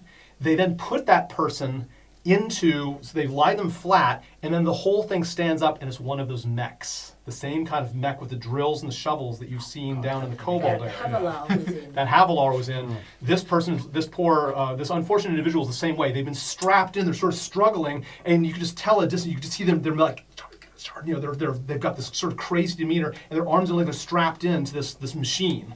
And the gnolls, this is all part of their idea of success, they have chains, they're pulling the mech forward, and as the mech sort of tilts forward, the person inside takes a step. And they pull it forward more, and the person takes the step. And the gnolls are like holding something up in front, and the mech is sort of like, get the shard, and they're sort of following the gnolls around. This is at a great distance, and they're heading basically sort of back the way that you're coming from. They're heading towards the Caves of Chaos with this new prisoner strapped into this mech. So is that pit possibly the pit we know is where like Havilar and her ilk come from? Yes, so you have heard, yes, exactly, this makes sense. Yeah, you've heard, yeah, right, exactly, that's what it's called. Yeah, the PSC, the Pacific Solutions Center. This is a pit that the Havilar came from, and you knew that from the backstory. Very good. Yeah. So, being led, you stay out of the way because those gnolls look fairly dangerous. These dog-headed creatures, you know they're gnolls at this point. You realize, having heard that from the others, these are the gnolls, and they're the ones that are producing these prisoners. Let's stay away from that. So do the goblins. You go northeast into, I-20. So I-20 is a whole different square on the map. Northeast in I-20. This is forest, so you're out of the charred forest and you're just in just regular old forest at this point. It's thick forest. It looks like it hasn't been cut down for quite a long time. Maybe you see occasionally like a foundation, like a ruin of some sort, like a big building used to be, like a stone foundation you occasionally trip across, but it's very, very overgrown for hundreds of years. As you are moving this way, now that you're in the thick forest, you have the chance to get ahead of the goblins. You see them, some stop and argue, and they're each pointing in different directions. You know which way to go. Your next skill challenge is to go overland fast in the right direction. Correct. So you want to find your way quickly. The goblins may catch up behind you. So you are going to use Wisdom Survival. Who here has Wisdom Survival skills? Oh, that's a good one for some of you. Yeah, Last one. That's right. yeah. Okay. Yes. Okay. All right. So you have the chips in the middle. Again, it's just a group, so this is based on how many hit points you have. It's how many chips you take, how much damage you're willing to take. Split those up. Yep. All right. So again, we need to have 3 of you get successes out of this. And again, we have 14 is the number that each of you need to do. Your advantages still carry. Your advantage, unfortunately, was temporary because those pitons were small things that only applied. But the rest of you are slowly taking the chances and burning through those things. Your javelins are getting more bent up. They'll be gone by the time all these are done. So your next challenge is doing those chips. We'll go the opposite direction now. Is there something that gives you a little plus on this roll? Just for color, as you're going overland as fast as possible through the forest. Anything special? Oh, I know what I'm going to use. I don't. Oh, can I eat a ration? Like just down it to like. I need to eat a banana. Okay, yeah. Sacrifice one of your rations, and I'll give you a plus one for that. Yeah. Give me a bead for Give it. me some. I'll give you a bead for wolfing down to carbo loading. I'll be like Banana Man. That bro with the crow walk. Yeah, That's right, He-Man yeah. tells you that's a carbo load. Yeah, fuck yeah, He-Man. Boom, He-Man! Yeah. There we go. 19. Oh, sorry. Plus you. Yeah. For the new age. 22, sorry. 22. That's a Yeah. good, Good solid idea. success. You're a leader as you're going through. You're leading the pack, knocking down trees. What do you do, Shudian? I'm out of the dungeon, so I'm feeling invigorated because of all the.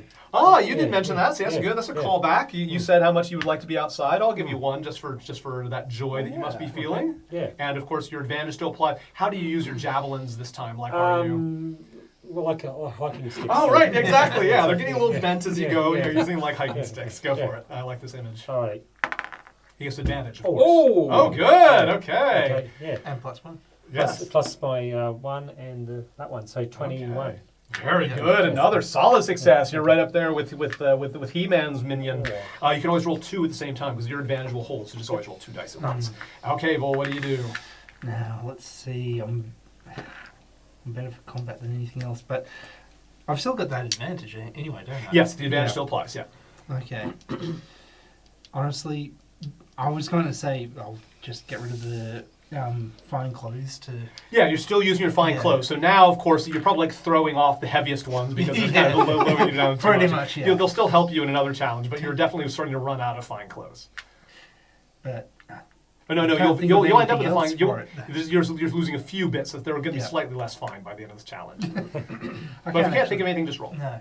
No? But before With that, the- I would like one of the clerics to bless my dice for the power of He-Man. As a believer of He-Man, I bless these dice. Yeah. You got to Yeah. By the remember, power of Grayskull. He-Man. Yeah. Doesn't that use up a spell slot? Let's not. It's the meta. 12, 13. 13, not enough. Oh, the power of Grayskull's not quite enough. You're lagging behind a little bit, and people have to stop once in a while to kind of urge you and not stop you from dexterous. getting lost. You Don't know, really you believe. get some bad directions once in a while. What do you do? I'm using mold earth to make a smooth path for the. Ooh, I like that. Yeah, That's you a should've very gone easy, first. nice way to get Well, one like that. Yeah, I I was love gonna say, that. what I wanna The do mold would've helped earth. as Yeah, well. that's cool. Okay, you get a +1 for that. Helped everyone. 8 Um, plus. Hang on. Yeah, 8 plus 1. Yeah. 8 plus 1. Yep. So 9. if someone says 8+1, feel free to do the math Wait. for them. Plus one more, wasn't it? Yeah, 9. So it's Nine. just a little.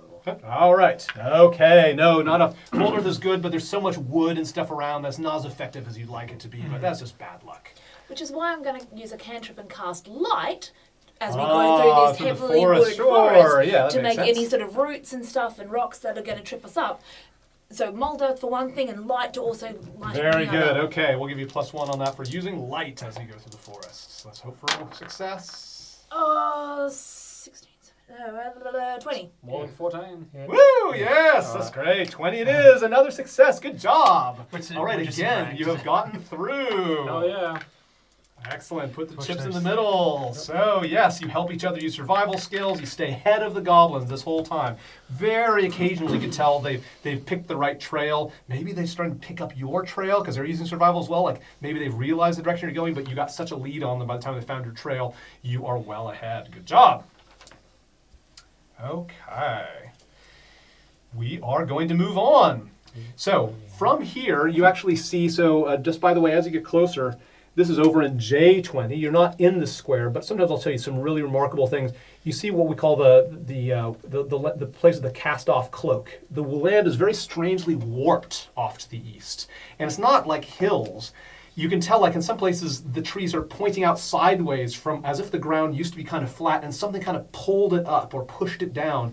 It's almost like a cloak that was kind of like thrown down on the floor in a very messy way. And in some places, the strata of the land are so humpy and pulled out from down below. You see these massive caverns. And you couldn't even call it a cavern, something that looked like the GABA could fit inside. This is this gigantic void going underneath these huge arches of rock and all these crazy things. You only see it from a distance, but it's such a remarkable landmark that you can call that the area of the cast-off cloak or the warped land in J20.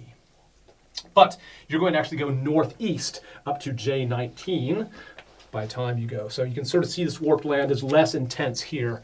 So now that you see the biggest of the warped land to the south.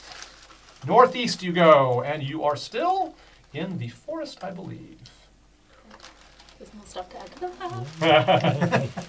Yes, Any more J19. detail? Okay. It's getting a bit more verdant here. There's some like the land is just seeming a bit more fertile than before. It just smells sort of healthier. And who loves healthy land as much as thorns? So you have to go through this valley. You know that this is not a good way thanks to the warped land. You have to keep going through here. This is a valley full of thorny bushes, and they're like spinifex type thorns. And it looks completely impassable. I realize, man, the goblins are going to catch up to us after all because we've gone the wrong direction. However, this is just the right season. Those of you who have nature knowledge. This is intelligence, Right. nature I knew that would be the knowledge. next one. If you have nature knowledge, you know that at this particular time of year, some thorns are little young, and though they look sharp, you can push yourself through them and they won't +3. scratch you up. They look almost identical to the say. really nasty ones. So you're going to use a nature check based on intelligence. And we'll And of course, your usual advantages and other things apply. So again, we have to have this many challenges, successes, and failures. Which way do we go? Which time we're supposed to go this time? This way last time. It'll be so me this first, way. All right, but I'm just okay. going to check if I can Oh, I gotta keep moving. do Can't something Fire. with Cantrip. The ones that I run- that run mentioned with it. We've had Ureth. We've had Ureth. We've had Oh, you got a Zero. zero. Oh, yeah, I don't think any Oh, of this this might be a are tough Yeah, one. I'm Yes. nothing on nature I'm going to either. follow you. You must have something on nature. I might be able to tell you what Yeah, I'm he's looking got for. plus Elf. three I on told you, nature. I know okay. exactly what I Elf. can do. Yeah, The okay. manifest Yeah, you by can the tell. wonder, Yeah. so So, I'm so, so supernatural we're power okay within because range. they can do everything. Voice boom, flame flicker, Good. harmless Human life transfer, matters. Look at armor. Look at armor. We should have divided those thorns. No, I was wondering if there's something I could do that actually would make the thorns retract. Oh, or I push see. away. That's very creative. Like, Yeah. like for instance, if I could make this Essential make a with the sound Yeah, that I actually like is enough that. to, Yeah, yeah. like We've been talking brush to that the red. the Yeah, thorns yeah. I was down. going I'm with that those. red. I'd say because I like to be Yeah. creative with Yeah. these things. Like in combat, I'm very it's very tight, but I like to use things interpretively. You can create sort of a thunder, right, and just makes things vibrate in a certain way. You realize that maybe it'll just give you an extra plus one. You know? Okay, cool. Because When that's, you're really that's what I was close. trying to look Yeah. up. Is what could I play around Yeah, with it's like with it's sort of they mythology? quiver in a certain way when you boom your voice. So being very loud, rah rah rah. You know, Yep. you can make the branches shake in a way that maybe reveals a little more information. So you got a plus one on Okay, your roll all right. for nature. Creative use of thaumaturgy. There's nothing else I can do, and I've got 0. I don't even know what I'm checking. 14! 14! And that made the difference, right? Again, that one creative thing. I love it when that happens. Okay, yes. That's what we want. Good job. So you are using that trick to help people along So and it should be keep right going here, through right? these thorns. What are you going to do? I'm going to use my last cantrip of create bonfire to create a little path for ahead of me. with Sure, fire. yeah, of course. Okay, good. Yeah, you know, you can cast every several seconds. You I've need got- to move pretty fast, but at times you're using that to, again, sort of detect which ones are, you know, even burning thorns are going to be problematic. What you do is you can tell they wilt a little bit, like you do a little burst of fire and they wilt a little bit. So I'm going to do a plus one on your I've roll. got plus 3 of nature with Good, you're pretty good at elfin nature. heritage. Here we go. Here we go. Do it. Yep. Ooh, 18 plus 3. It works anyway. Ah, very good. Another Smash it. success. Yes, you're leading through the thorns as a leader. Good job. What are you doing, Vol? Okay, so part of me wanted to just follow him, but I'm going to take my great axe and I'm just going to swing it in front of me to try to cut down as many of those Sure. thorns as I can. I As I'm like going that. You know, through. like it doesn't take much to get a Yeah. plus one. Nice creative. That's a good basic idea. Just picture just these huge heaving swings once in a while. Go Yes. for it. Okay. 13 plus. Oh, what was it? Oh, Nature. oh 14 Yeah. with that one. Oh, right. Another barely gets the win thanks to your That's what I had axe as well. saves just a I little did bit. that Ah, one. very good. You're really gripping well. Now, Three remember that successes. 3 successes. If you get 4 or 5 successes, you have these big benefits to the group. So keep going for it. So you can get more successes. So I'm just ruining my javelins in the same way. That's right. Yes, Yeah, that's giving your advantage as you go. You Yeah, can get an yeah. additional plus one if there's something else besides the javelins that you think is creative to use here. I'm hoping my armor will protect me a little bit as well. So, Okay, yeah, I think between those two, let's give you a plus one for that. I like the armor sort of getting you through. Yeah. Ooh, nice. Is that a 20? No. It's a 10, 10. Oh, 10, 10 still. 10. What's the total? 13. What? 13, is that right? Yeah. What's your nature? No, 0. No, Yeah, 0. zero. Yeah. So it's only 11. No, that's not. But my javelins were 2, weren't they? Your javelins give you advantage. Advantage, yeah. Yeah, that's Yeah. why that's So why about 2 dice. 11. Okay, 11, 11, not okay. quite enough. All right, Sorry. still one more. That's all right. One more success. We'll still give you a little bit more control over this. Meta area. question, did because I that. don't have anything to sacrifice. This is going back like several weeks ago. I was apparently in my backstory, hooking up with Elam in like a rebellion thing, and Elam was a ranger. Yeah. Could it theoretically be like rangers, nature, shit like that? Maybe like we've Conversation. had Oh, some conversation. Yeah, you've had conversation with Elam. You're going to remember She's some like Elam's thorns advice. are bad, and Yeah. maybe I think Elam's. I I think think the ghost of Elam's advice will help you out with plus one. Let's honor Elam's good play in the past. All right. Oh, Oh, close. 12 though. Oh, I not was going quite to say enough. shield surf. Shields up. Okay, it's very good, but still, success assured, and you managed to get through this area without taking any damage. Good job. Oh, we didn't distribute the chips, but push the chips We back did. in. Yeah, It's it's right. Oh, okay. Oh, you've already done? Yep, push 'em in, I'm fine with that. Done? Okay, great. Okay. That was your Field of Thorns. No damage by anybody. You're all really just eking it out. Good job. But you've done a lot of good sacrifices to get here. Yeah, I think so. And a lot of creative thought. All right, you know that you are close because this is the stream. You hear almost like a beautiful, like it really does sound like singing before you see it. It's this beautiful, deep, fast-moving stream. And the stream is in your way. You know that Nyladel's on the far side of the stream. The problem is this is, I wouldn't quite call it a river, but it's very wide and fast rushing, and you don't know what's living down there, and it's got a lot of rapids. You look up and down the stream looking for a way across. There's just no good place to ford it until you find a conveniently fallen log across this little canyon that the stream finds. A single log. We've all got negative dexterity. This is Yes. This is going to be acrobatics, isn't it? Is going to be dexterity, acrobatics, everybody. Oh, this is not a strong one for y'all. Oh my. So, shit. yes, the crawl across the That's stream. good. Now, Prop it up a bit with the goblins, while you were searching, the goblins have been following your trail, and you can tell they're quite close. So you don't have time to cross one at a time. You have to all kind of scurry across at the same time. That's why it's a group challenge. Like, enough of you have to be able to balance to keep the log from rolling to make the ones that don't do so well from messing it up. Handrail. So just as you're sort of looking at this like, I guess we just got to go across. It's going to hurt if we fall down there. See how deep it is. You hear a voice from across the way. It's like, oh, hey, y'all, you got problems? You see a young wood elf stand up. He is equipped like a hunter more than an adventurer, but he's got very nicely made sort of skin armor, like hide armor, a longbow. He's got a dagger at the side, and he just got kind of sort of a useful, cheerful demeanor. And he's like, well, hey, what's up? Your visitor, are you trying to find Nyladel? You should really go all the way around, But you're like, no, we don't have time to go around. We need to go across here now. So, well, why are you in such a hurry? You could tell him, shouting across the stream, why you're in such a hurry, or you could just say, we don't want to tell you. I'd shout out. Yeah, I think we Yeah. should tell them. Goblins! Either Because they, Oh, well, goblins, holy cow! Give either them he can advance help us, or warning. he Yeah, can. Yeah. Oh, holy cow! Well, you're gonna come. You look like adventurers. Maybe you can help us stop the goblins. We don't want a goblin raid. They're terrible. What do you think we're doing? All right, I'll try to hold I can stop the log from rolling. So he kind of gets a lot of rocks and he sort of stands on it. He stabs his knife through somewhere in the roots. Like he kind of secures the log a little bit more, so it makes it a little bit easier to cross. He's just doing his best to hold the log steady. But your DC is still 14 to make this thing. Okay, I know so what I'm split up using. your chips, everybody. I know what I'm using. This is how much damage you'll take. Give us a 3.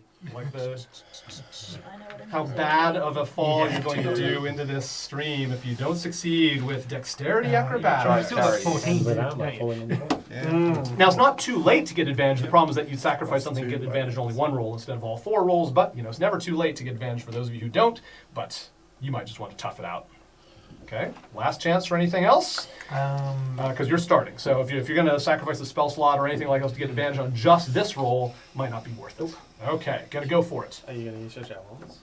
You Yeah, can, the you can javelins, use yeah. one of mine if you want. Yeah. Can I Yeah. steal something from you? You can you steal. want. You can steal one of them from me. I've got 3 still. No. Can I take your little Oh, Rod. Yeah. place? no, and I'll give it back? let's do a little game here. You get no advantage on this roll if you get advantage. So he can take the last your falling apart javelins can be used by. Or could we do something a bit bigger that might help the group?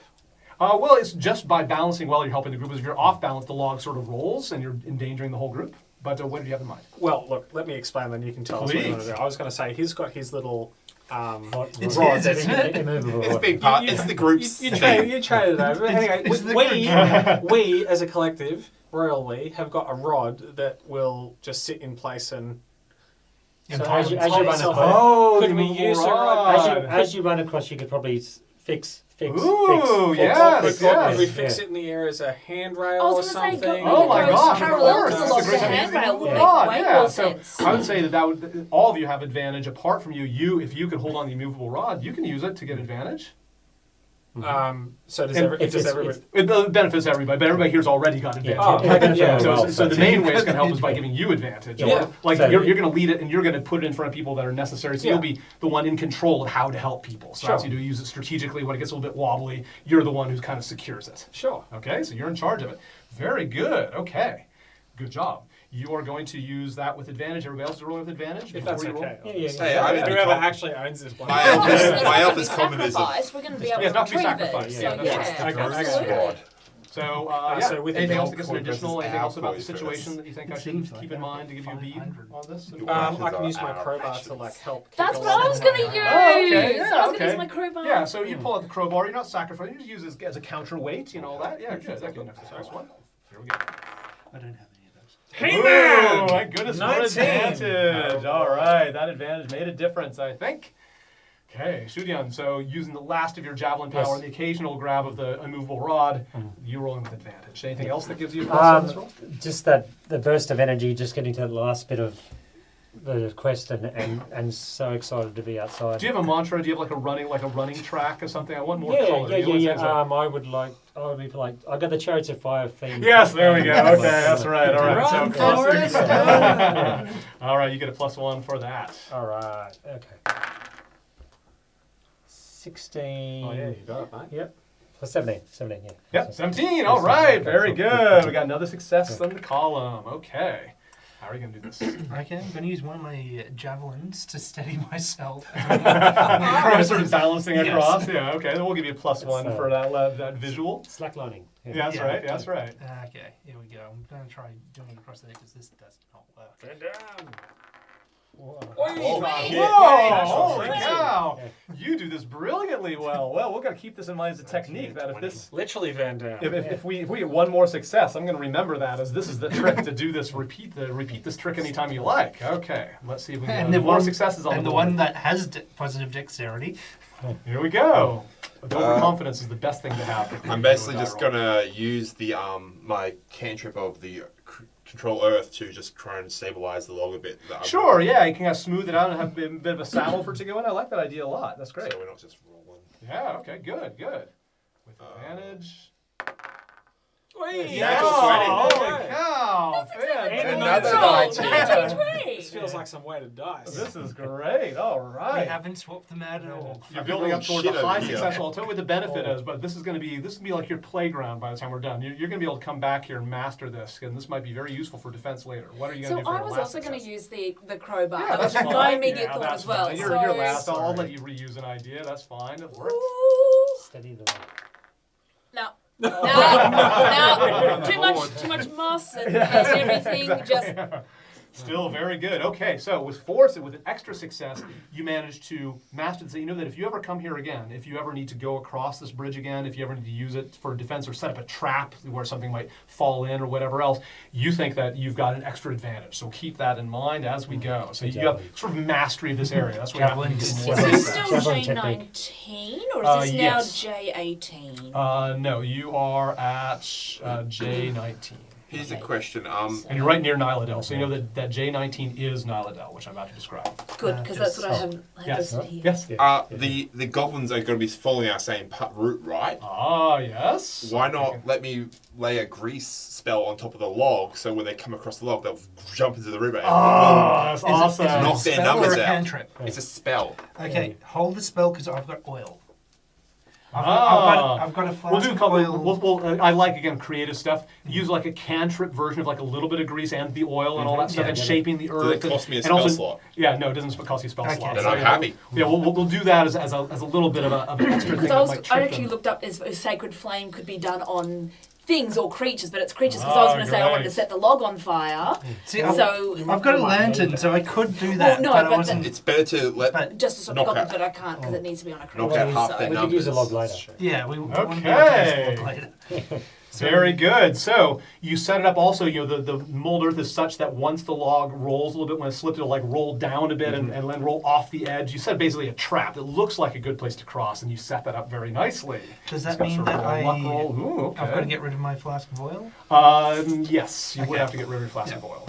Yeah, so the grease spell basically helps you cast and spread it around, so you get this sort of mix of grease and oil. Your spell casting is able to spread it further and more evenly than it normally would be. Otherwise, you're standing on a log pouring oil, you'd probably fall in. So That black roll sounds Did- like the goblins just like skate across it. Does So Dak come I'll get across across okay fast. as well? Dak has been following you. Dak got left behind. He's got a machine shop to help run. So, all right, across you go. Good thing you don't chop along. That'd be very funny. Oh, come on, man! Across the log and shit. We left Chop back. Exactly, yeah, so you don't have her. All right, so you set up that bit of a trap, and Immerol, his name is, Immerol is the name of the elf that you meet. Cool. Does he have green hair by any chance? Is he In a just row? speaking Elvish, and do we all speak in Southern accents when we're speaking Elvish to each other? No, all wood Unfortunately- elves speak this way. That's just how all elves It's just Elvish. Oh, yo. true, yeah, it's just elvish. It's Oh, a very, God. it's a very common elf Don't you speak accent. I don't know what you're talking Elvish? about. Please tell me he doesn't have blue suede shoes by any chance. All right, so off you go with When I Emerald was with towards Dylan, Nyladel. Sweating like a Because pig. we're clearly adventurers. You described him before as a. Well, more like a hunter, yeah, so like a Yeah. young sort of hunting type. He's got sort of pelts like some rabbits and stuff like that, And and you some said, did you basket describe him bears. as young? You just Yeah. said he was young, didn't you? Yeah, yeah. How young he- he's compared a- he's to an- yeah. little He, elves? he would strike you, he has the attitude of like a more of a teenager. Okay. Now, how many years? I never know how So, elves so work in the this late way. hundreds. Yeah, exactly. I don't know if elves like quickly 75 get to to 100, adulthood and then yeah. coast, or if they slowly get to adulthood. I don't know which, but he has. so I late might be 16, adolescence. or Exactly. Possibly It's like Possibly some adulthood. adults, yeah, it's You're like, a yeah, half-elf. like an No, I'm older an elf. teen. I'm an elf. Okay. Yeah. As you go across, of course, the Well, goblins that's have handy. nearly caught up with you just as you're doing this trap. As you're going, you can't help but sort of look back and spy a little bit as the goblins like, okay, we crossed the log. Nyladell's across here. They come across the log. I rolled a 19 on your behalf on what a good job you did. So that means that the log rolls, shit, and they all fall into the stream, so they're totally delayed. And now the log isn't there anymore. And everyone's like, oh, that's a good trick, because, if they're going to take a long way around, it's going to take them at least an hour to get out of there and go all the way around. Oh, that's great. All right, so come on back let's step to defense. And it takes you to Nyladell. Good job. Nyladell. Just a question. Yes. Does a stream have a name? Is Is it a named stream or brook, or I'll is have to it look it up just... later. The Yeah, I don't stream have of it here. Nyladell. Well, no, just There's probably an elvish name, yeah. I mean, it might be Nyladell, because I think Nyladell, he describes as Night Breeze Brook. So actually the stream is called Nyladell. So it's called the village of Nyladell, but this is the stream itself is Sewage called runoff Nyladell. line from I that. believe.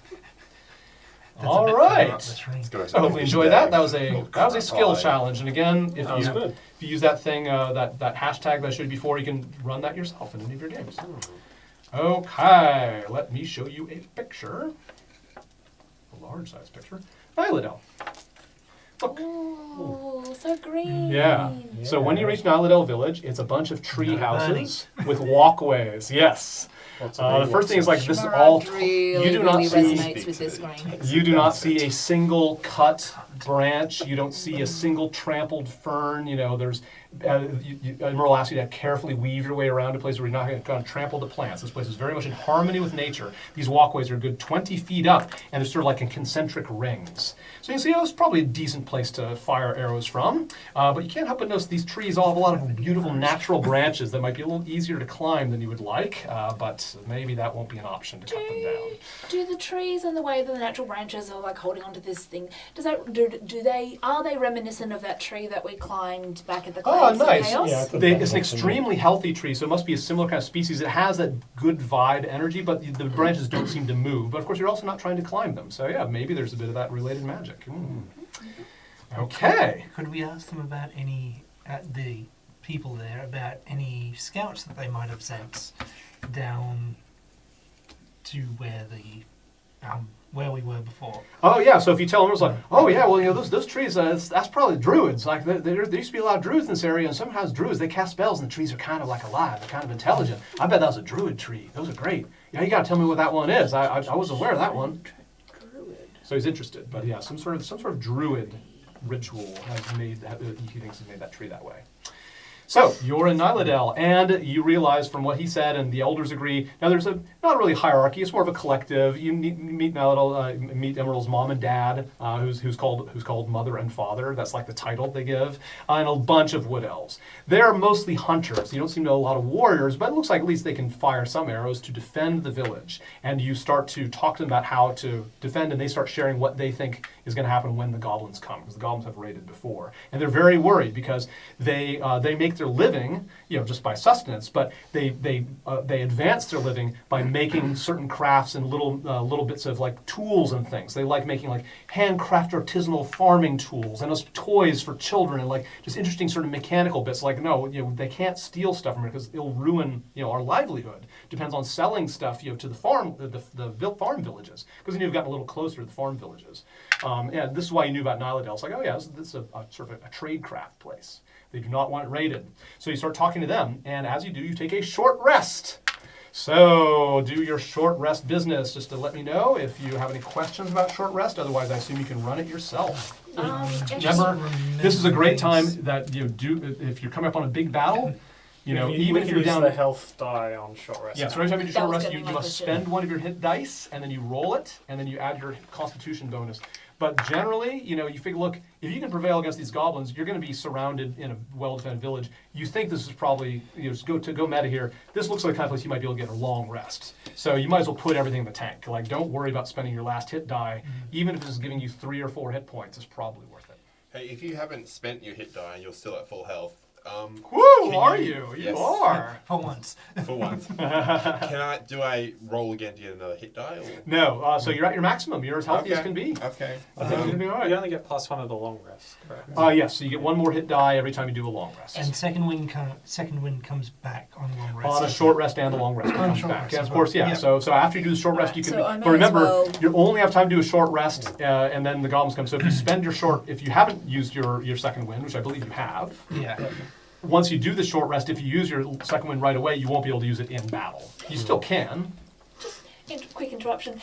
So having sort of so far made it out away from the goblins, have we got any XP from that yet, or not yet? Because we still haven't. Yes, I do revised- have some of that. That's Good true. job. It's always good to You're remind the using DM your, of that. second wind You again? do have some XP. No, I've already used it. So Yeah, but we can. But because it's a short rest, we get our second wind back. yeah. Okay. So I have the short rest. Yeah. All right, so you all have had basically, you've sacrificed enough, that's the equivalent of how much a standard combat would wear you down, and you how much have XP? some danger, even though you assured yourself, you get 100 XP for all Oh, that. yes. Level 3, man. Level 3. Hey, Yes. all right. Good team. Now you actually get to level 3 on a long rest. So Yeah. this battle, you'll still remain your same level, but do bring your characters in that level 3 format, because surely at some point you'll be using those, so it's good to bring a second character sheet to level 3. Okay. Come early, show me your sheet so I can record your new stats and give you I any am going advice. to use my hit die and do. Yeah, so do your own hit dice, whatever else. 6, and you said Constitution bonus. Yes, you add your Constitution bonus. when you roll 8. it. Oh no, you can't go over your max No, you can't health go over points. max. No. So you just at your maximum. Yeah, just bring that to that. Because I would have been 1 over. I would have been at 20. All Yeah, right. that's you are. So, That's we're right. going to take a break soon before the battle starts, but there's another little thing to do, is a quick discussion. As you sit here and you realize the goblins are coming, I was touching back on what we said before, maybe you can try to parlay instead of melee. So this is something I've hinted at before, and you finally get this choice. Melee or parlay is a choice I often give before the break, before a big conflict. You would be guaranteed not to have a fight if you parlay. Parlay is almost a holy act, so you have to stick by the things that you promise or do in parlay. But and you can't betray parlay. You can't use parlay to get them close and then stab them in the back. The gods don't like that sort of thing, right? If you want to fight them, please fight them. It's going to be a great fight, and I He-Man would think you've be got a good us. chance. Yeah. If you do parlay, it depends on your soft skills. It's a bit like that RP battle, or what I call big roll, that you do, where you use your soft skills, you use chips, and you use world facts, and you try to figure out, like, the more you know about the goblins' agenda and their weak points and what you can negotiate with, you'll tend to do better. The better you know your interlocutor, you get more little pluses and things. You have 3 outcomes from parlay, very briefly. The lowest outcome, if you don't do very well, you're going to wish that you had fought them. You won't have a battle right now, but they will be very confident they can beat you later on. They'll learn all about your weaknesses. You'll learn nothing about theirs. They'll be very confident and motivated to cause trouble in the world later on. And basically, they kind of level up with that confidence. And down the road, they'll become more of a nemesis. So you'll wish that you just fought them instead. They'll come back even stronger than they would have if you had fought them. The middle path means no fight. You get to tweak their agenda a little bit, but at least you waylay the fight. You might affect their agenda a little bit, but largely status quo. We just don't have to fight. A high success means you actually can co-opt them. You can change their stance, turn them basically into at least a step towards allies, if not full allies, depending on how well you succeed. However, you don't get to have a big fight, and it could be that, well, what are you going to do with a bunch of goblins as allies anyway? From what you've heard about them, might not be worth it. Of course, the elves are willing to go either way because they know you're adventurers. You're the strongest fighters now in the village, so it'll be your decision. You can quickly debate, and there'll be a vote if necessary to see if you melee or parley. Fight. Melee. Yeah. We're I had like, a, if we're going to attack, we I had a best thought there attack by earlier. surprise, They- get their drop on them and knock I them was out. gonna say, No, we've got lure them in. we've got Yeah. I wanted to the- lure them with the. Lure them in and With what have they're on. you- I want to there see is the just- dark. Yeah, you're not allowed to. Before. There will be a chance if you choose combat. You'll have a chance to set up maybe a bit of a deception trap or something. You'll have an Yeah. opportunity for that. I wanna But you, see- I you wanna see can't it. you can't invoke That's parlay good. and then have them Box come them. on in because Yeah. the gods will That's punish what you I'm for nasty. misusing I parlay. wasn't going But no, to- you can. So no, let them like attack. like a Trojan horse instead of bringing it Yeah, in, yeah, you push yeah. it out. You can do Yeah. a little thing like that, but it's part of basically combat. Yeah. Put something there that sort of makes them go, oh look, actually, Exactly. no, we don't It'll have to distract fight. them. There's machinery here. Yeah. We'll take this because we know. It wouldn't prevent the fight, but it might distract them enough that you get the drop on them. Yeah. Yeah. I was like, we're going That's to have fine. advantage That's of just for terrain. initiative. We've got the advantage of Yeah. extra Numbers. wood elves. And we'll get to that in a moment. But I would say, definitely melee. We're getting rid of not just one group, but a second one because they're going to kill off another group anyway. Ooh, I see. Interesting. The reason why this group is coming into the elves' village True. is Clever to save reasoning. themselves Never heard that one before. and have another group Yeah. die. That's Oh, true. So yes! So we're just Yeah. we're killing off two groups and a hobgoblin at this point. Interesting. That's Because That's without nice. having to fight them. clever logic. Yeah, that's And that one, and that So I'm one hearing looking, I'm hearing a pretty strong lean towards melee. Yes. Okay. Yes. Yeah. Take a break. Now, do think of a way that you can set some sort of trap or some sort of distraction. Also, what the most it'll do is slow them down or incapacitate them. Just So to do do think of a some clever missions. Home Alone style thing that you can whip together in a few minutes that might do that. But you're going to be defending them, and I'll draw out the map while you're gone. Can we So talk take- to the elders of the elves before the? Yeah, some of the stuff I'll share will represent the kind of things that you know about what the goblins do and their tactics. I'll describe that after the break. Yep. So, this is Nyladel. These are 20 feet up. The circles are tree trunks. These are the walkways that are connecting those tree trunks. They're kind of wobbly, natural sort of wood walkways. They're pretty thin. They're not good at providing cover and all that stuff, but at least they give you some height from up there. So you can choose to be up on these walkways, on this outer edge probably. The goblins will be coming from that direction.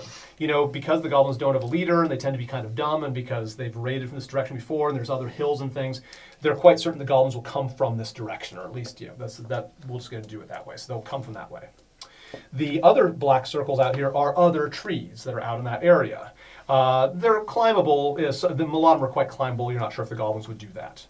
The circles are actually not the crown of the tree. They are a group of bushes that are around the bottom of the tree. There's some sort of symbiotic plant that likes to grow at the base of all these trees. It's a nice sort of ferny sort of bush.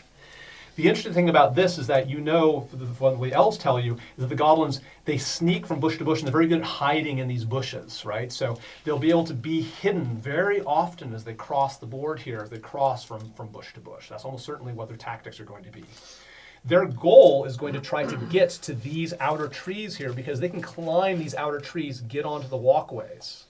These trees are quite easy to climb. Nobody cuts any of the limbs here, and they've got a lot of nice natural branches. If anybody mentions, couldn't we hack off the limbs? They'll say, absolutely not. That you can't hack off the trees. So if the goblins climb, you'll you'll just have to stop them before they get to the trees. I think that's the That's not solution. harming them. And they're not going to be pleased with us suggesting things like burning.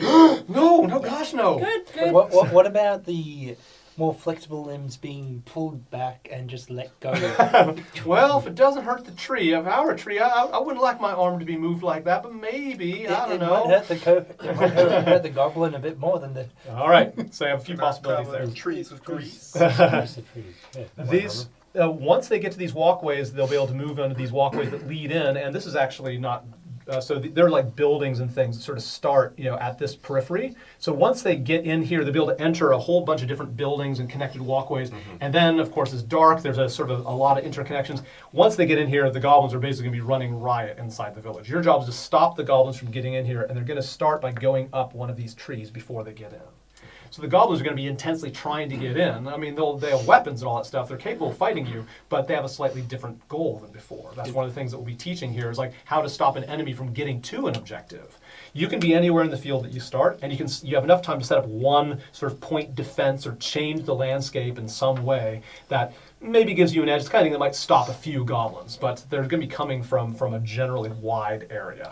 What's the Will they be range coming of? in from the edges or just that top From edge? that direction edge, yeah, from that edge by the time you see them. Let me just make sure I don't cover them before I have a chance to chat. Yep. Just what's the Wait, let me just make sure I've said everything possible. Give me one range of moment. arrows? Yeah. Yeah, so Goblin Conquest, if they get inside, don't let them get in there. So the stakes are not just your own lives. Every goblin gets through is probably going to kill elves in the way of looting and finding things. Goblins just kill as they go to make sure they get the maximum loot. Can we chop walkways? Are they part of the Chop tree? what? Walkways. Are they part of the tree? Oh, They're no, part no. of the tree. Well, yeah, they're basically as sort of, they are dead wood. So one of the things you could do, like you have to have one group project that changes the defense. You could all collectively say, like, we're going to collectively convince the elves to chop down some of the walkways because they're dead wood. I'm going to use nature. I'm going to use persuasion. I'm going to use magic to whatever else, and basically a quick Would you skill glance at challenge the whole No, I've got intimidation. Force them down to one do that. extra Yes, you chunk all one. use one skill So if roll you to force try to them- do you want 'em- one you want 'em to go down project. this one. So that's the first thing you do is These ones. brainstorm. It's letting them get too close. So yeah, we're moving I'm into this saying area, so right? If they're inside Um, the thing, I'll So- do it. Well, So, as a Lance backup, describes. yeah. Okay. So you're going to think of one particular way to change the battlefield. We'll have a few minutes, right? And whatever you do, then I'll figure out a way to do skill challenges where you try to do that. So just remember that if you choose to destroy nature, you're going to put the elves offside. It might be the best thing to do. The elves will be much more mad at you, but if you want to make these elves allies and trade partners, if they goblins are gonna do survive, it. you might want to keep them on the good side. It's a sacrifice you can make. Like, no, we're going to piss off the elves just to make sure we win this battle. And that's Can I ask, how many elves are we having on our side? So the elves are Fighting. kind of off stage in that imagine there's more goblins than I depict, and there's certainly a lot of elves that I don't depict. They're only hunters that are only used to firing animals that aren't intelligent enough to dodge out of the way and hide in an effective way. So imagine there's a battle around you, but the goblins that I have, you're the only ones that can attack those goblins. I'm not going to play the elves firing at I know, goblins. I mean- It's basically imagine that it's all happening around you. What would be their range of just arrow fire? Here, just so we. The goblins you saw, they had short bows which go 60 feet. So a short bow can go all the way across this And map. the elves? Okay. And the elves have long bows or short bows, so they So, can go all the way across the map. What are But, they- but don't Okay. harnessing the elves is not your tactic here No. because if they're capable of fighting hitting goblins, that's happening in a couple other directions, and sort of not appearing in this film. See, I've got an idea, and I just want to put it out there. It's a combination of your two as well. Yeah, so we're brainstorming. So let's say yes to Yeah. each other's ideas. Let's get a few ideas. So we put in this clearing here that group of machinery glowing to lure them in that to direction. lure them in this direction, so we can actually funnel them towards this area. Okay. Meanwhile, because I wanted to see how many elves we have, the elves over here. Meanwhile, and we're coming in from this area, so we're still defending this It's a side. tactic.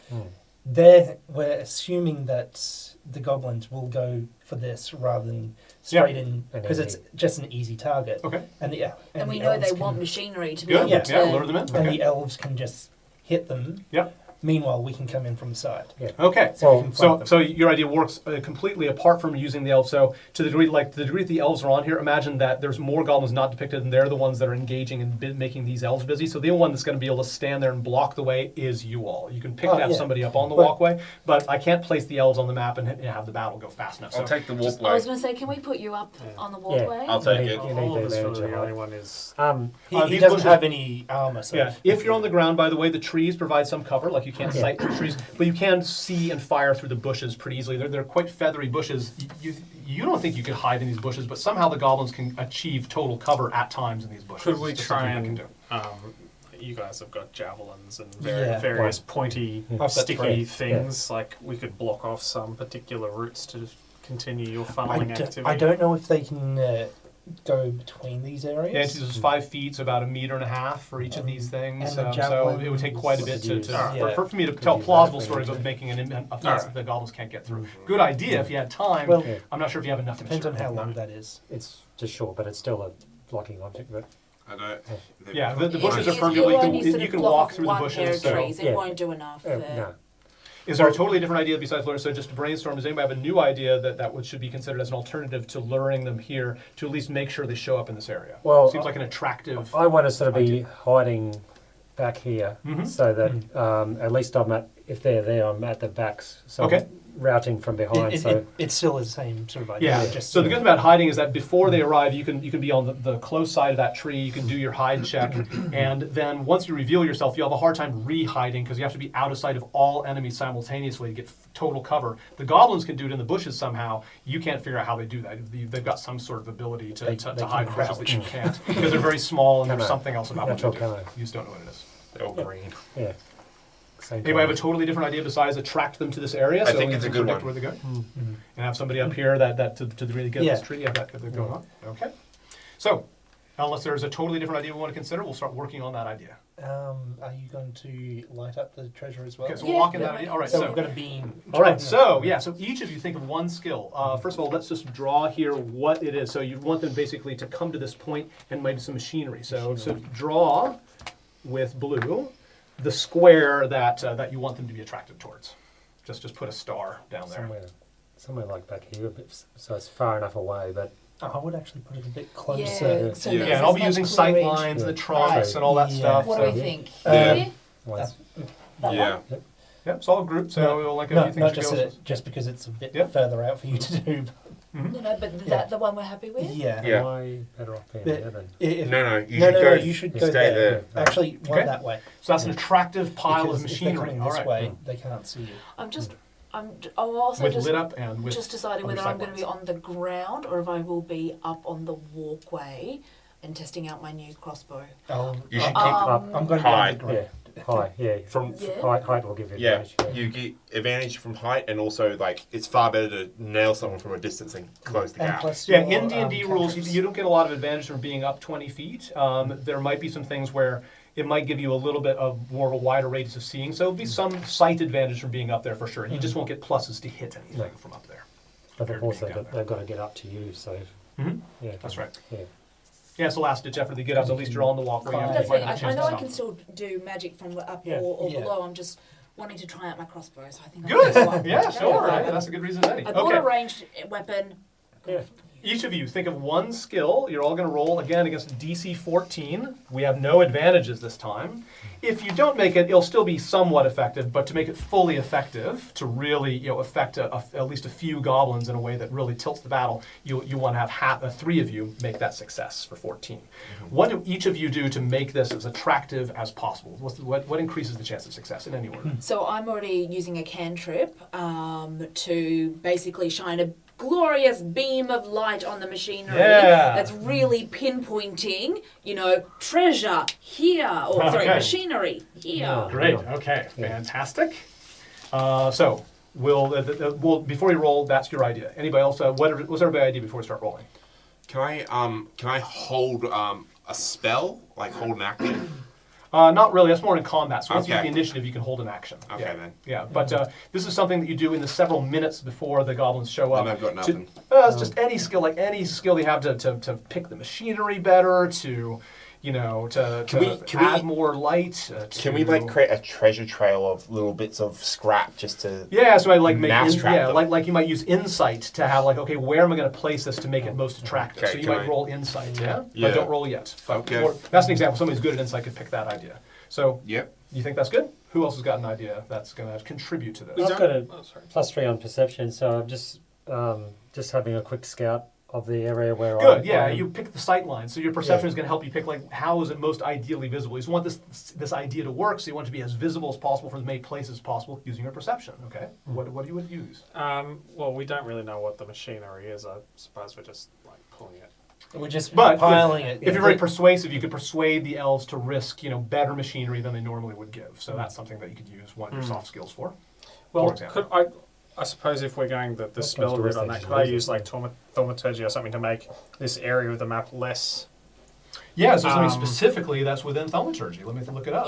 Yeah. less attractive with changes of light and stuff like that? Maybe that would influence yeah, the Maybe light flames, darkening flicker, it. harmless, Yeah, harmless yeah. tremors for a Yeah. minute. Yeah. to make this general area more appealing as a target. Good, yeah. So we're going to lump all these in together. So you're going to do like a thaumaturgy type trick to make this less attractive, again, making that more attractive. Has Does everybody got an anyone have idea? this is not because I've already got my idea, but this might help somebody else. Is there any way we can like clean up the machinery to make it extra shiny? Sure. Does Whoever's anyone not have- used to skill already, you I'm know? the only one who's left here, and honestly, I don't know how I can Who's got do a anything like that polishing apart skill? from, well, Survival? I would have said You do survival. all I've only eight got hours +1, Oh. but I do What are you good at? have +4 in persuasion, so I can do your idea of trying to convince the elves to give us better Yes, machinery. exactly. Better, shinier machinery. Yeah. Yeah. So Well, you're going to try to convince Doesn't the have to be elves. better, but can be Yeah. shiny. Well, Yeah, Yeah, more, so- more attractive. Or Just, stack it yeah, in a nice everybody. way. This is all very Shiny vague, is but the everybody's light got will something to reflect. contribute. The light will presentable reflect way. As their own shiny as hue. possible. Okay, Yes. so we got our usual success and failure beads. So remember what your skill is. Just we'll do one at a Do I time. still have advantage from the previous No, I'm one? afraid not. No. No, unless Yeah. you can. If you cast a spell now, you can give yourself advantage, but it might be a bit of a waste. So No, I advise. just confirming. Okay, let's do them one at a time, but in any order. Yeah. Hey, great. And so what did you do exactly? Describe it again. I was the Thaumaturgy. thaumaturgy to make this area Yeah, less you make appealing. trembling, so at the critical time is you do harmless tremors as is described. I'm going to be quite by the book here, but yeah, harmless tremors, like there must be a trap where they'll divert from this area. Very good, okay. So what I'll do is I'll kind of like, I'll make a note here that says, basically you want to make this one less attractive. You know, it's like in a 5-foot area in one area, so this is sort of like rumbling, oh, dangerous rumbling, oh. Okay, great. That's good. Who's else going to roll? Who's Okay. next? Yep. What are you doing? Not that. I know, possibly. What? Yeah, I was doing perception of just. Perception, trying to get sight lines. So what's your total? 12. 12? 12. Yeah. Oh, Yeah. not quite enough. Yeah. So it's just, you contribute a bit, but it just means that's not super effective just yet. What are you doing before you roll? What is it you're doing? I'm trying to create like a little trail for where the Right. Yes. Using your insight, I believe, or something like that. Yeah. insight. Okay. A break All right. trail.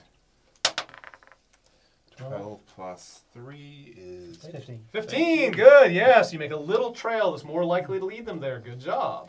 Trying to convince the elves to give us shinier. Persuasion. Okay. Good. Let's see if we can So get a that's 14 with plus that. 4.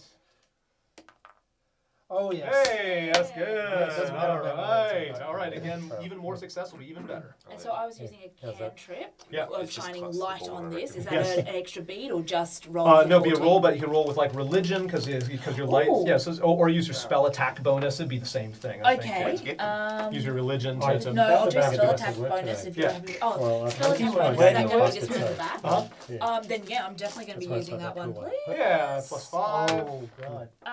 6 Oh doesn't my matter. goodness! Yeah, okay. Well, that's fine. We still got 3 successes, which means you think this is pretty damn effective. You're going to tie up a few D12. goblins this way with the distraction. Once they get to this machinery, they'll want to do it. Okay, good. You can keep the. I love the looking at those dice there, but you can probably draw them because we're going to be moving chips around. So feel free to draw on the things where those little dice are. Now, place your stuff. Place your figures there. Oh, no. You have the option to be hidden. Okay. But remember that if they come from down here, you'll instantly be they follow the unhidden trail, if you don't have cover. So I'll be teaching a lot about hiding and how to stay hidden. One thing is just They get eye rid of them. line, right? Oh, yeah. Yeah. So if you want to be hidden at the beginning of I'll be in the battle, be on the Yeah. far side, this side of the tree. Hang on, guys, sorry. What was that again? If you want to be hidden at the beginning of battle, Be hidden. just be on this side of a tree trunk because that gives you what's called cover, which Okay. means for the first round, nothing can see you behind that cover. Oh, do you want actually, to? no, I don't want to be right you there. Yeah, feel free to you move. might be Oh, better yeah, off move behind the train. yourselves. I'm happy to be. Well, I'm then, at full health, and I'm at full health Yeah, too. full health. yeah, but you're squishier. you don't have the armor. All right. They could come through. They could Could you go further Potentially back go this way. and Back Well, like that- here on a that way. They're walkway. probably No, not going to no, want to yeah, go to yeah. this one, so that I'll let they you chuck in a few things. I think you're fine, but I forgot to mention that'll something. be a deterrent. But So this combat teaches a few tactics. Remember, each combat I try to teach a few new things about D&D. Let me explain this. Yep, right. So a few bit tactics. One is enemies using cover to hide. They're going to use these bushes as ways to hide. And when enemies are hidden, they fire while hidden. They have advantage on their shots, which makes them very dangerous. So getting them to not hide is one of your tactics, but that's not so easy when you're dealing with goblins. If something is hidden, if you say, like, I really want to fight that thing, I just know it's somewhere in the bush, you can't target it while it's hidden in the bush. You don't even know what square it's in, unless you blast the whole bush with fire. But if you don't do that, you got to wait for them to come out. You can do what's called a held action. On your turn, you say, when that goblin comes out, I am then going to hit it with my arrow, or I'm going to hit it with my axe. Generally, it's good with missile, because that way, no matter where it appears, you'll be able to shoot it. So I'll describe it as we go, but we'll teach about held actions here. You're going to be dealing with a number of relatively easy enemies, but they're swarming towards an objective. So stopping them from getting past you or getting the objectives is just as important as surviving their attacks. They're not necessarily going to attack. Failure here is not just about your health and you dying. It's about villagers dying and about their machines being taken away. So it's a bit different stakes. I'm going to show the top-down map to the people in video land. And yes, okay, great. And I'll explain how the elves are defending too. And you can now place the tokens. Last chance to place your tokens and last minute to talk tactics. Actually, I'll say there, because No. if they are going That's straight an that way, actual that's action. one and thing. you also need Well, it to doesn't protect this in affect case they anything decide to go. Yeah, well, that that's way. why I'm Using going to around cast this a area. tremors 'Cause that's to shake the in a bush to open shake out a goblin. area we're not But if protecting I, at the moment. Well, if that's that's why going to we're take trying my to only that way. action, Yeah, if this to do an fails, then actual I'm going to head that way. no, weapon action and then a bonus action. If I die, yes, you'll have to go. Everybody please just clockwise do the numbers 1 through 5 and keep it next to your chip. There's This a, makes there's it a easier strong for me chance to they run might things jump in here. the bush that you're in, so you can have an 1, 2, advantage. 3. I see it. 1, 2, 3, But 4, I 5. can Just put it next to your chip. It doesn't have to be on top because it covers up the okay. icon. So It's just next to your clockwise chip. in how No, we're actually next. sitting. Oh, sorry. Be a little bit nicer for people if we just do it that way. But do you mean like 1, 2, 3, 4, 5? Yes, 1, 2, 3, 4, 5. It just helps me designate. Eventually, Which when one we are you play on? lots This and one? lots, I'll recognize your chips. But for now, it just makes it easier for me when I'm doing these larger battles. Okay, last chance to lock where you. Make sure you're always fully inside a square because that'll be important as we go. Good. All right, great. Okay. All right. As the goblins approach, you'll realize they've prepared themselves some camouflaging bits of bush. To when you see them, they'll have like bits of fern and things stuck in their armor everywhere. And this must be part of the reason why they can hide in these bushes. They're small creatures. They can hide in the bushes by getting you have to gain total cover to gain the hide. And then, as long as you have partial cover, you can maintain the hide. You can get partial cover by being behind a tree or by anywhere inside this bush. I'll describe it as I go, but this is just I want to make sure we get the mechanics right for a concept in D&D. It's quite important, is hiding. So that means that at the beginning, we'll see if each of you are hidden, and it'll be against the passive perception of the goblins. Let's do that now. So if you've got partial cover, I would say that you have to be here to be absolutely sure, because if a goblin comes from here, it's got a straight line of sight to you. So if we can have you there, I can allow you to roll cover. Okay. You can't because you're visible from there. You can't because you're visible from there, right? So you two don't really have a tree to hide fully behind. But you three can start once only. Each of you roll a stealth check. It's a skill based on dexterity. Oh, crap. And I'll be comparing it to the passive perception 17. of the goblins. Is it? Yeah, -1. Okay, 17. So you are hidden. We all have -1 dex. Oh, thank you. So I'm going to use that to show that you are hidden well enough the goblins can't see you. No. What was your total? 9. Okay, 9. That is not good enough. So you did not hide now with your butt sticking out and the goblins will be able to see you. What did you roll? 18. 18. Very good. Don't you have, is there a star next to your Yeah, skull? that's with the -1. No, it's a disadvantage. So the star means you have such heavy armor, you have to roll, you have to do it too as well. Oh, You have to, so the star is a very rare thing, but heavy armor makes you roll all stealth with disadvantage. So take the lower of the 2 dice. Oh, so Yours. we have to Oh, roll a second well, one. you failed already, but you have to roll yeah, second. Yeah, that's fine. Yeah. Oh, you're no! okay. Damn, you're disadvantaged. I didn't see that roll. So unfortunately, this is the score that you needed to make. I'll That's good reveal to load reveal into later. it, yeah. But their We don't score want for to. perception, the Well, it passive slows them perception, down high so enough. they don't get there. Speaking You of can- passive perception, the more perceptive you are, the harder it is for the goblins to hide from you. Everybody look at your perception bonuses based on +3. wisdom, and it's listed there. Yep. +3. So what's your bonus? So if it's plus Three. 3, yep. That's 3. 3? Plus 3? Plus what? Perception. Perception? Oh, sorry. My brain turned off. +3.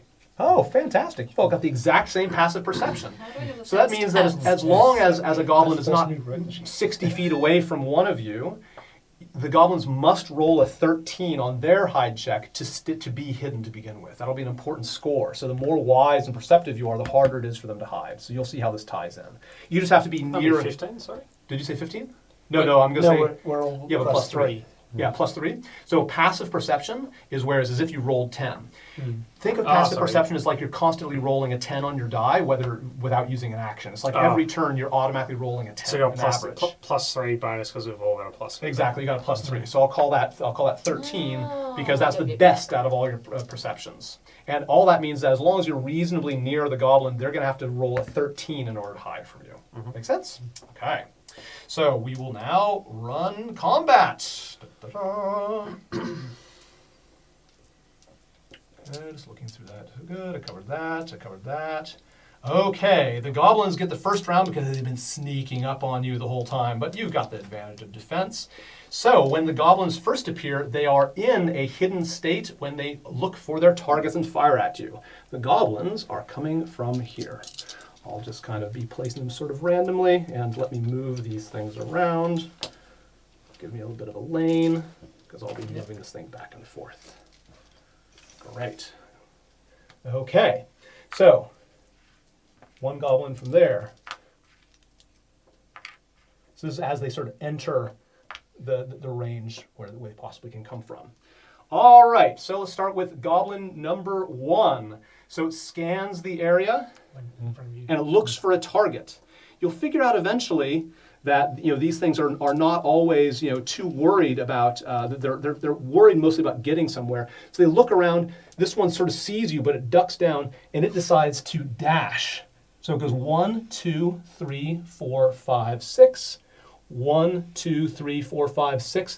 It goes into this bush. So it's dashing to get closer without attacking. Dashing is an action that you have as well. If you use your action, you basically can move twice. It doubles your speed. That's right. So it's gotten much closer to its objective. And now, because it's a goblin, as a bonus action, it gets to hide. Ooh, this is really great. This is what rogues can do at level 2 if you're a PC rogue. So I'm going to roll the stealth of the goblin. That's going to be against your passive perception. That plus some bonus I won't display is not high enough. This thing tries to hide, but it does not. So it's going to be, it wants to get as close as possible. So I'd say it would be here. But we see it. We notice it's there. You see it, yeah, if it's on the board. If you don't know where it is, I'll put a bead on, I'll put it on the tree trunk. That was goblin number 1. Goblin number 2. Yes, right. Sort of looking at all the possibilities here. Okay, yep. Goblin number 2 goes 1, 2, 3, 4, 5, 6. It looks at you over here. You're not in your butt sticking out, and it decides to shoot at you because it doesn't like your position. So it fires. Now, people watching for home, if you know D&D, you notice that these goblins will be firing twice. This is because to not have double the number of chips, I'm doubling their attacks, but not doubling their defenses. It's a tuning trick that I explained in my video. Don't you have disadvantage if you're firing at something that's behind cover somewhat? Well, but I've been seen. Do I remember that? No, so behind cover will add 2 to your AC. Right, sorry, yeah. Mm-hmm. So the good thing is that I had to move a little bit before I could see you. You're well hidden enough with cover that I decided it didn't see you from all the way across the map and fire. So it's visible when it fires. This is important because it does not have advantage this time to shoot at you, and you have a +2 to your AC. So one short bow fire going at you with a 16, but your AC is now 2 more than usual. Oh, yeah, 19. Yeah. Okay, so against 19 is not enough. Bam! It hits the tree trunk next to you with this first fire, but it gets to fire again. It rolls a 22 this time, and you are pierced by its arrow for 5 points of damage. Let's get this party started. Now, it's moved that way. It's fired. It can't move anymore, but it's still got that bonus action. It's going to try to hide. Again, terrible. So I'm going to keep it there. It is visible. I haven't covered up with a bead. Goblin number 3. Okay. Goblin number 3 coming from this direction. Oh, you are so lucky. I put it right there. You would normally be a beautiful target for it, but that tree trunk just happens to be in the way. So it would have fired at you from a hidden position, but I'm not going to be able to do that. He's going to go 1, 2, 3. Which way is he going to go? 1, 2, 3, 4, 5. Now he's got a nice shot at you, but again, he's not hidden right now, so he does not have advantage on these shots, unfortunately for him. For him.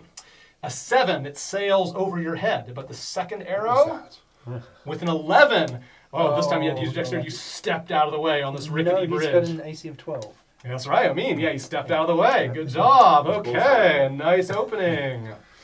This goblin's marked number 5. Do you need to do a... I know, thank you. Do you need to do a stealth check for that one?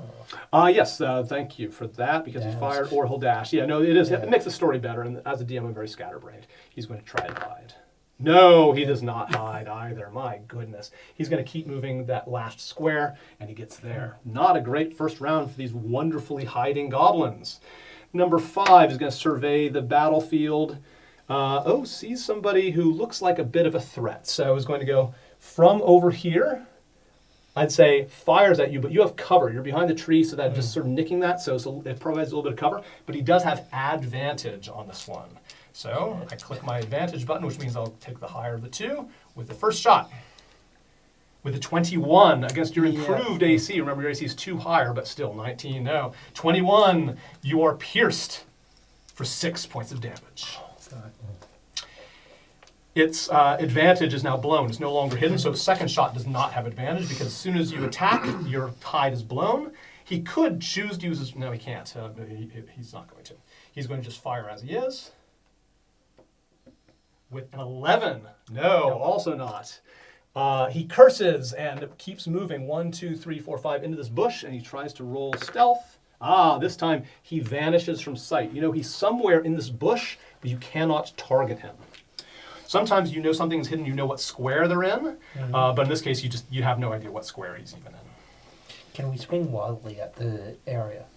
Not really. Yeah. Old D&D did that, but it does slow things down. So as it is, unless you have an area attack, this is where held action. If you're worried about this guy, on your turn say, when that fucker emerges from the bush, I'm going to shoot him, right?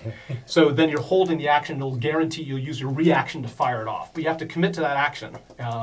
Or you can't do something, you can't change your mind later on. I'll describe it as I go. I do suggest it because it's a great way to deal with hidden enemies. It's one thing we're teaching.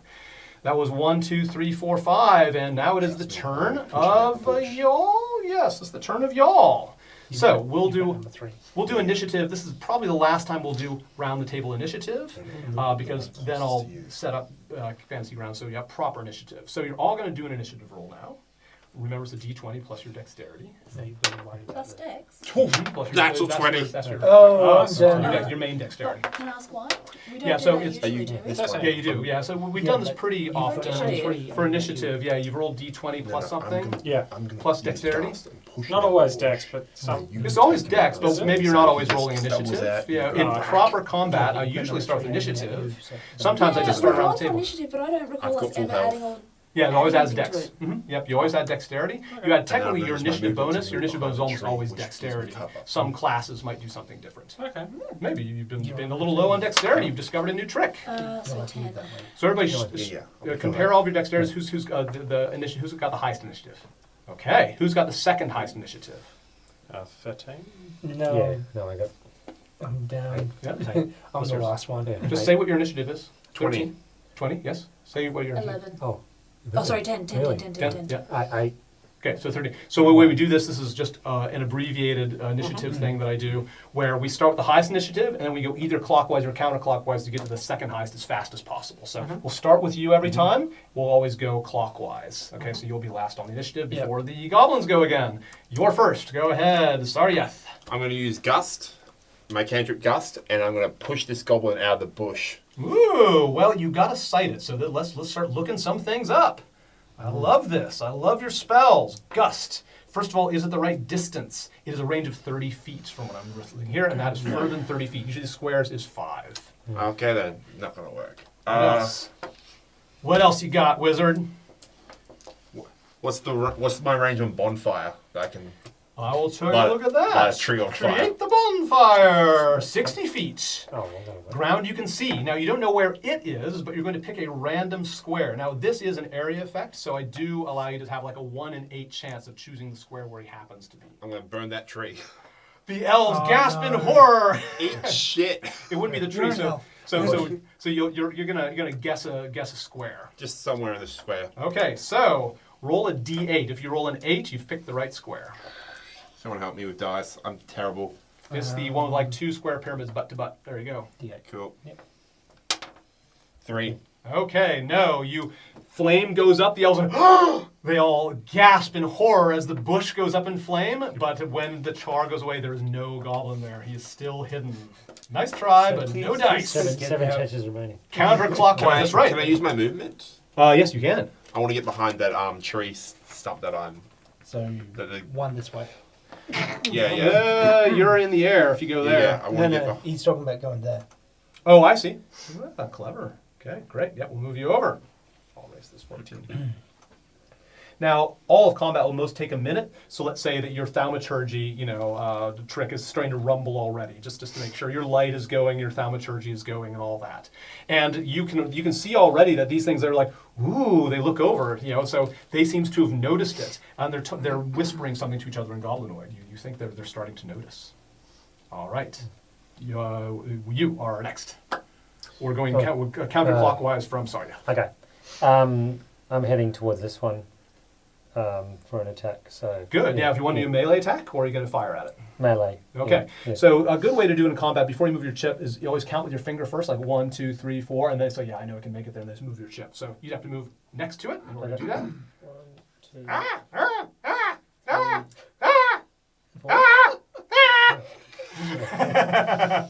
All right. Yep. Running towards it with your big axe, and you are doing your usual attack against Oh, its plus- AC. There's a no. 5. Strength, Hey, isn't it? Yeah. Give the total or say the math. 9. 9. Not enough. Oh. No, it steps out of the way, and the axe digs into the tree behind it. Ah! But the elves are not quite so horrified as they are about burning. It's like they're like, ah, it's okay. It's a eucalyptus. It'll grow Just- by action. They have oil. All right, what you doing, mate? If I cast a spell from cover, do I get advantage? No, covers, so those are for attacks. Right, Yeah, sorry. spells work differently, and they usually operate on the saving throw. What spell were you thinking of? I was thinking of using guiding bolt and shooting at this fella. Yeah, that is. A ranged spell attack does have advantage, yes, because it works like an arrow. So you do have advantage. If you're not behind cover, it's if you're invisible to your target. You can't Well, I be would seen be, by 'cause the I'm target. You are, yes. Oh, what a great opener. Yes, you can do guiding bolt with advantage from that position. Advantage to hit. Advantage to hit. Yeah. 14? Yep, plus your spell attack bonus. Oh, so your best pardon things plus your spell attack bonus, which is It's on the very 5. back. Is it 5? Yeah, but let's Oh, do plus just it. go- five. just There go you with 5. Okay, yeah, no, There you fantastic. go. 19. 19! This blows your cover, so you're now visible, but that's a great way to do it. 19. Roll your damage against number 2. I like this one because I get to roll 4 dice. Holy cow. What's that? 18. 10, 15, yeah, 18. 18. Phew, this thing breaks up into little chunks as it flies in every direction. These things are not very strong, and your guiding bolt rips this thing into pieces. Good job, my God. Well, when that happens, the girl's like, these are not regular elves. Who the fuck is that? That's a spellcaster. It doesn't matter. We're all going to die if we don't get machinery anyway. We've got to go for it. Go, go, go. So they are worried, but they are persistent. Good job. Now we're going to rotate past me to you. Okay, so I'm a little bit too far, I think, from anything. It's got 120 feet range. Your crossbow? Guiding bolt. Yeah. Ooh. Oh, but and- from where I am, And your crossbow goes can pretty far. I see? Yeah. You can make a This move. fella. Yeah, yeah, he's visible. It's- I blocked by a think tree. you've got 2 trees in the way, I think. Yeah, but it's magic. You can make a Oh, movement guiding- spell first. Though, I thought you meant crossboww. I thought you were a doing movement crossbow, action. Yeah. No, no, Anyway. I was We only thinking have 4 guiding trees. bolt as well. Yeah, but so I'd we're have going to like, grab. yeah. Yeah. Mhm. Yeah, so anything you can see, so definitely you can hit that with guiding bolt. You can even hit that with the crossbow. Your crossbow range Okay. is 100 You feet. can hit So that one from here even. I'm 'cause actually you're going to shooting try for through- that one. yeah, It's you could move whatever. around this Yeah. tree up to here and hit that one. You could stay here and hit that one. No, I'll have a go with my crossbow. Crossbow. Okay. I will get it wrong. Don't correct me. Yeah, I'm Well, going to technically try crossbow that one. bolts. It is a bolt, yes. One thing, and I'm only doing this to make sure that everybody understands tactics. So this person standing here in particular provides cover. Shit, And I would okay. say, oh, you're up high, but you're tall, it's short, so I would have Yeah. to give it a +2 on AC. You might fire anyway. Now, if you were standing to either side, that would be That could be good. a shield. If you were at a pretty stronger angle, that might side. Yeah. Or you might, or you can go for it, or you can still make it here and fire at that target number I'll 3 do over this. there. Yeah. No. If I fired I can only move 5, can't Yeah, I? 1, 2, 3, 4, 5. Yeah, that's enough to be able to aim at 3. Yep. Okay, let's do that, please. Okay, so we'll do that. I'll do that for you. And so I roll my Yep. D20 and my attack bonus to see if I hit. Yeah, so let's see, this is the first time you've got that. So, Yeah, so I'm hand just- X, what we'll do is we'll add your dexterity bonus. So we'll write down -1. crossbow, so X-bow. So, because the crossbow damage I've got written down, but I couldn't see its attack bonus. Yeah, it's based on dex plus your proficiency, because you're proficient at that one. So the X-bow is dexterity, so you got a +1 on the crossbow Okay. to hit. All right. No. Whoa, no, all right. Well, your crossbow, you're just getting the hang of it. You know, his oil is still a bit new. So, pwang, the bolt goes off and fires at the ground below, but at least now you've got it warmed up. You've moved about as far as you can. Bonus actions, of course. Everybody can do bonus actions Is as you go. thaumaturgy a bonus action? I don't think so.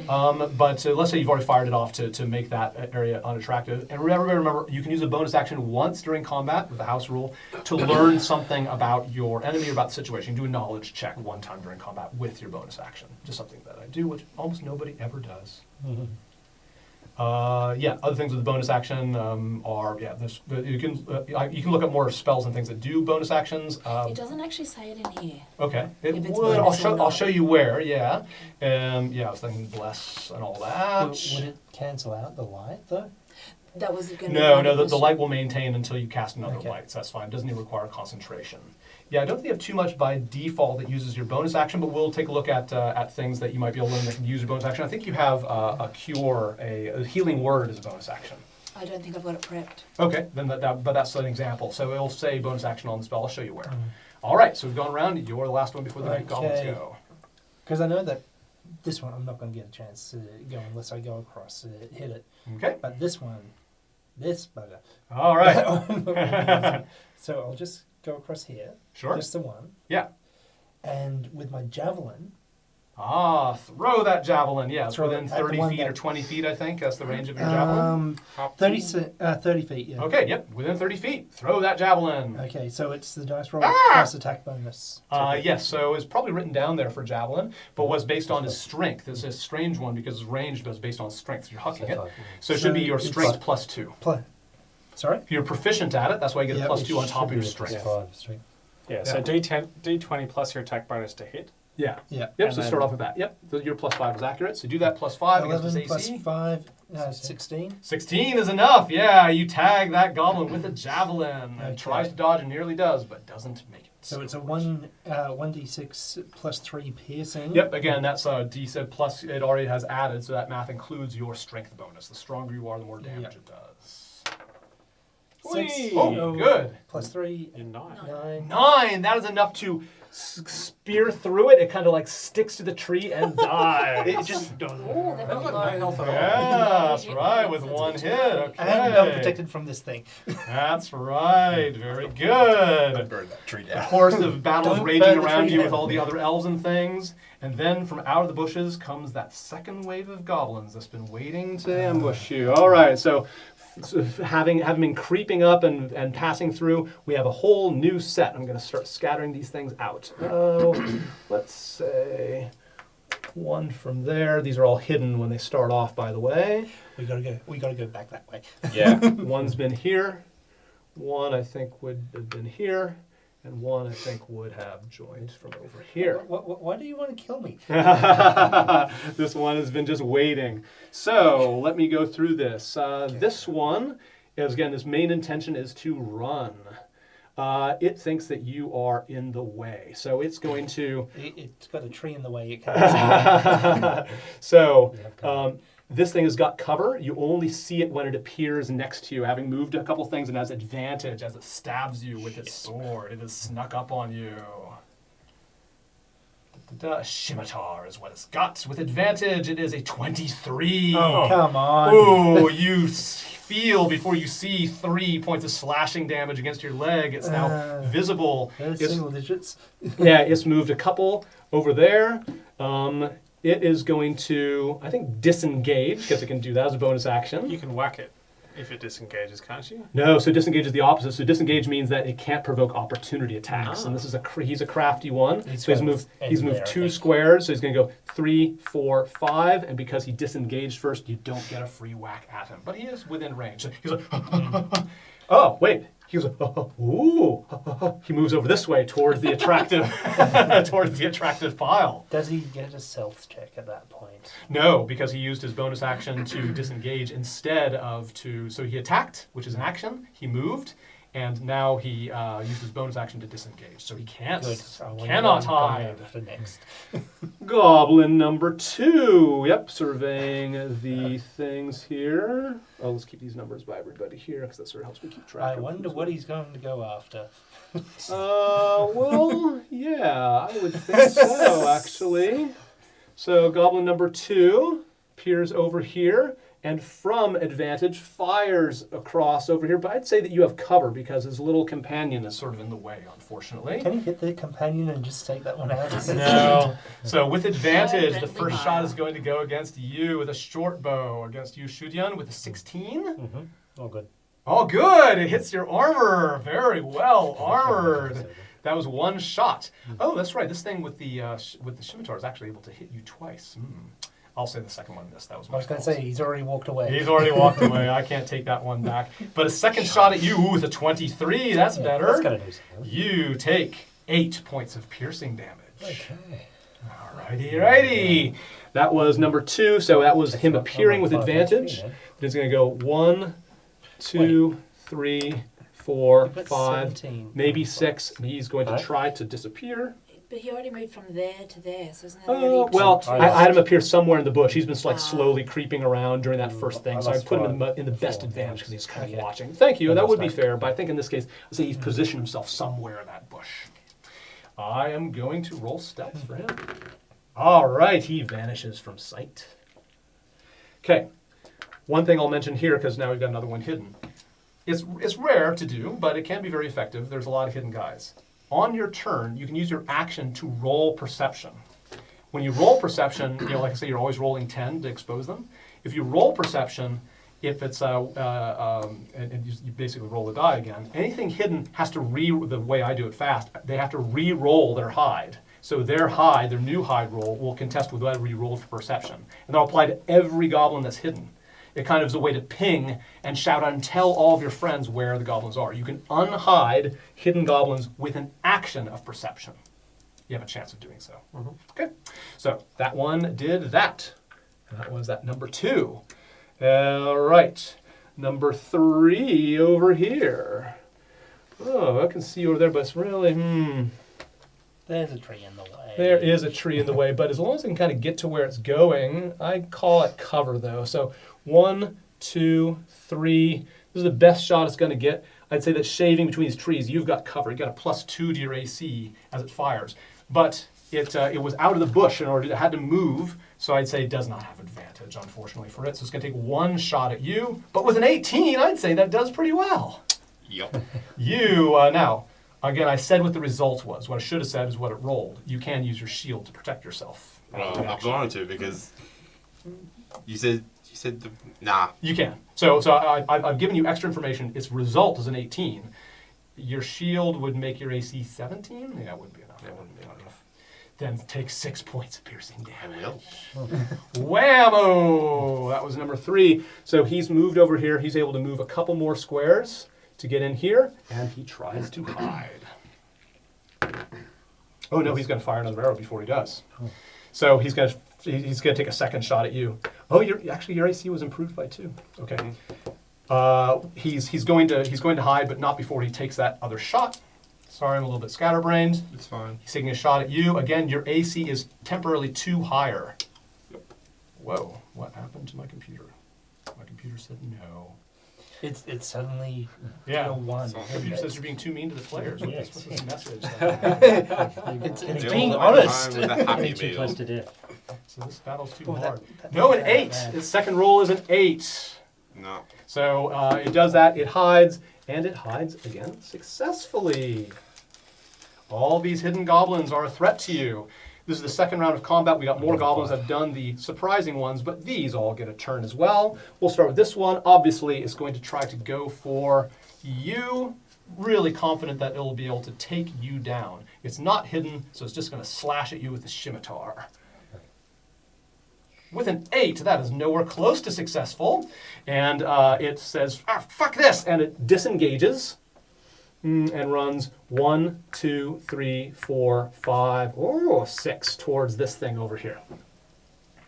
Okay.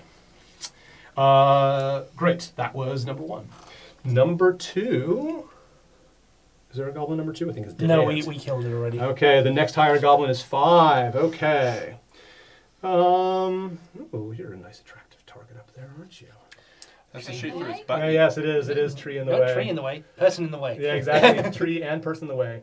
Oh, I still apply that rule. I'm starting to ease off on it. If you ever find me firing through someone on the way to someone, or firing at you next, you can basically tank. You can say, I'll take that hit instead. I still have that light version of that rule, right? So if you're near a tank, your tank can volunteer to take the shot instead. It's a little bit of a light sort of aggro management you can do. I don't see a case for that because you're shooting up. This thing does have to move out of its bush before it does that, which unfortunately will break its stealth. So 1, 2, 3, which means that by the time it sights you, it's out of the bush. Oh wow, hang on, it's gonna be pretty hard. Where to start off here? So start it off here. It's no longer hidden. 2, 3. Yeah, I call that cover.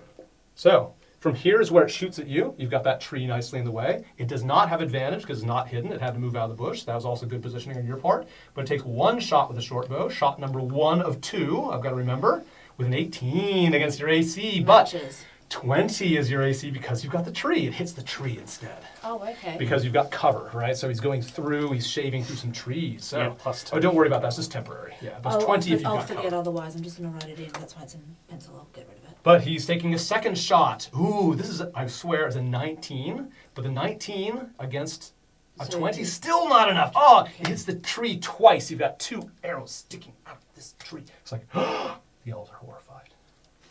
Okay, good job. So that's moves 1, 2, 3, 4, 5, and he tries to hide. He's going to have a friend. No, he No, fails he's to not. hide, and he is plain as day right there. That is all the yellows. Target. Now it is Oh, yeah. finally your turns. Starting with usual. Sleep requires line of sight, right? You have to see the spot that you're casting sleep. I'll confirm that. But sometimes these things are tricky. Let me just make sure. Because I can see a goblin backside sitting out where I know another goblin A might point be. you hiding. choose within range. It doesn't have to be a point you can see. It's a point you choose within range. There's 2 goblins in that tree. Very good. Yes, but Oh, if you such a do it that way, peaceful then way to you do can an get area one attack. as well. Huh? So where did you say? How wide How is wide sleep? is it? Sleep is a 20-foot radius. So you pick an intersection and count out 4 squares in every direction. Okay. Yeah, you're not going to get Okay. 1 as well. 2. Do the middle of the tree. Yeah.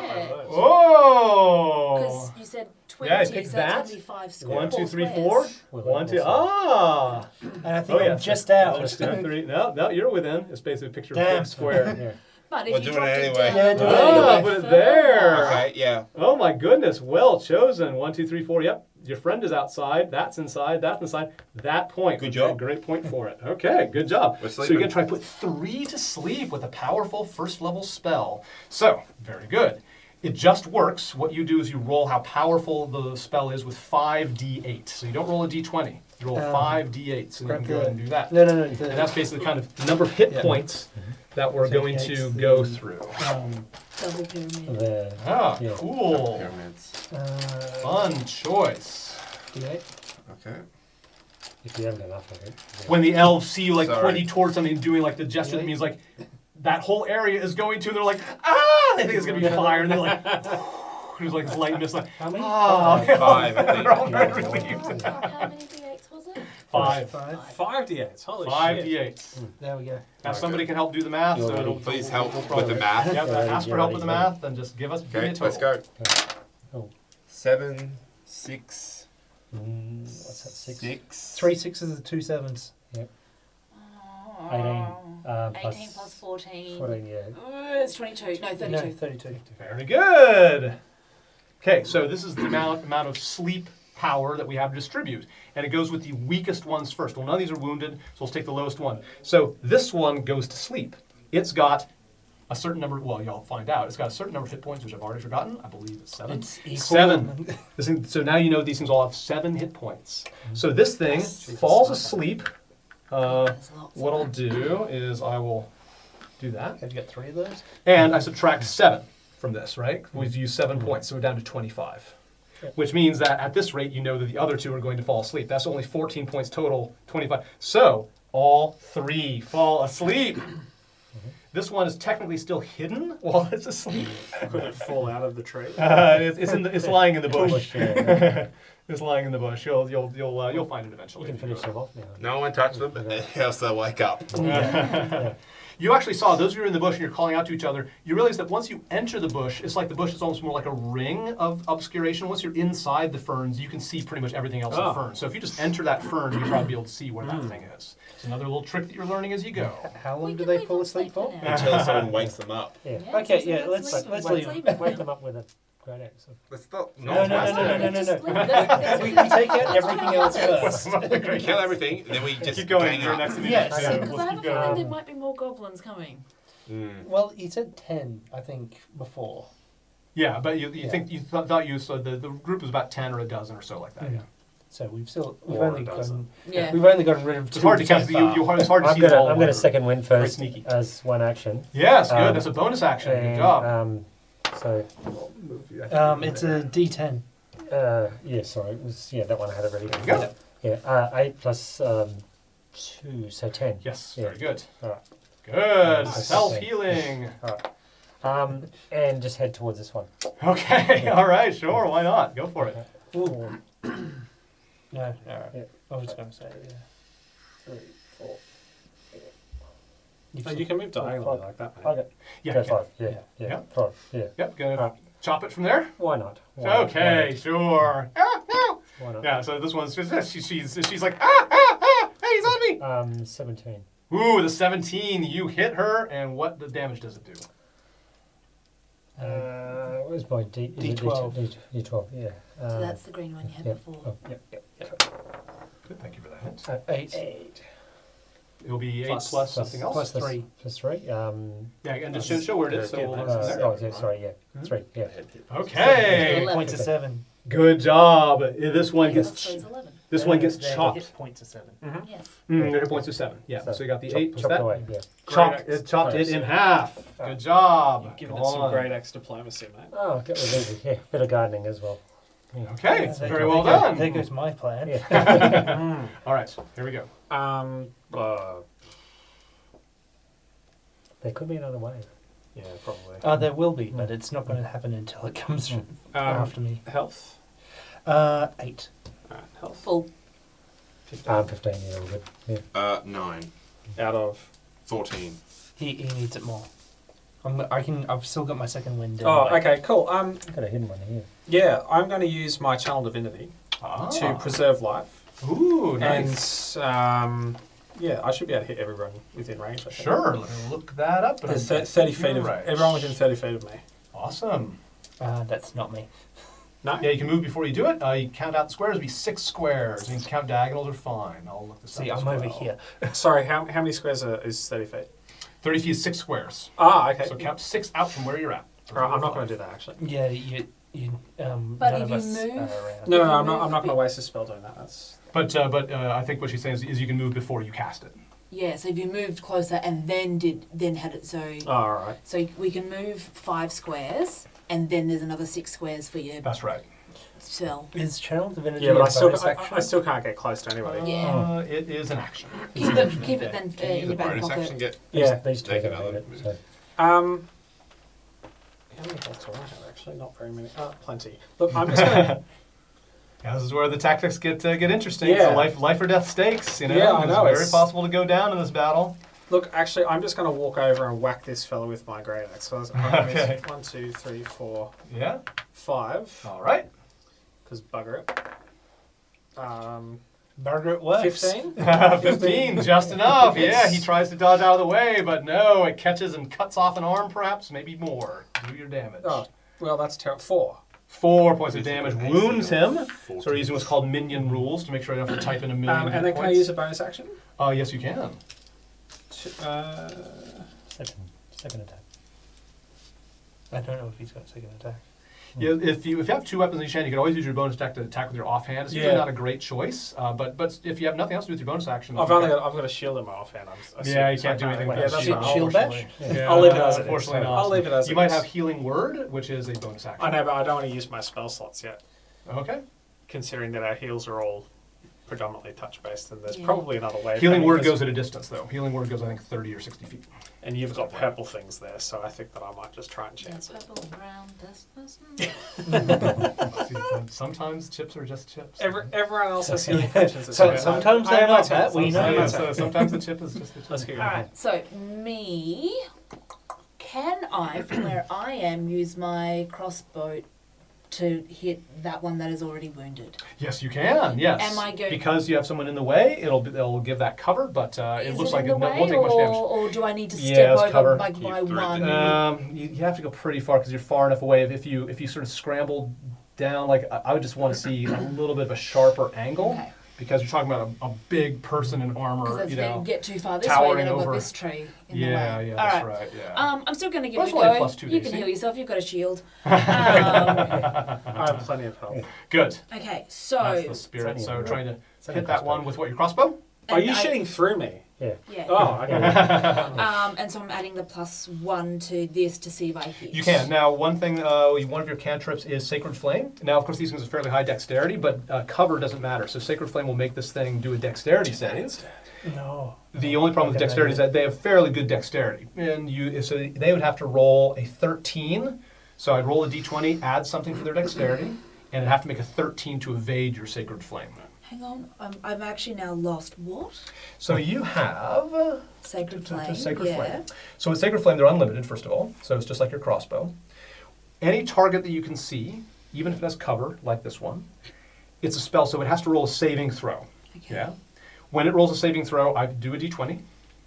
I add its dexterity bonus. Now, I've told you these things are dexterous, so let's say it's got 2, right? I roll this and add 2. If it's a 13 or higher, it takes no damage. If it's 12 or lower, it takes enough damage to kill it. So if I did that, do I do anything with rolling?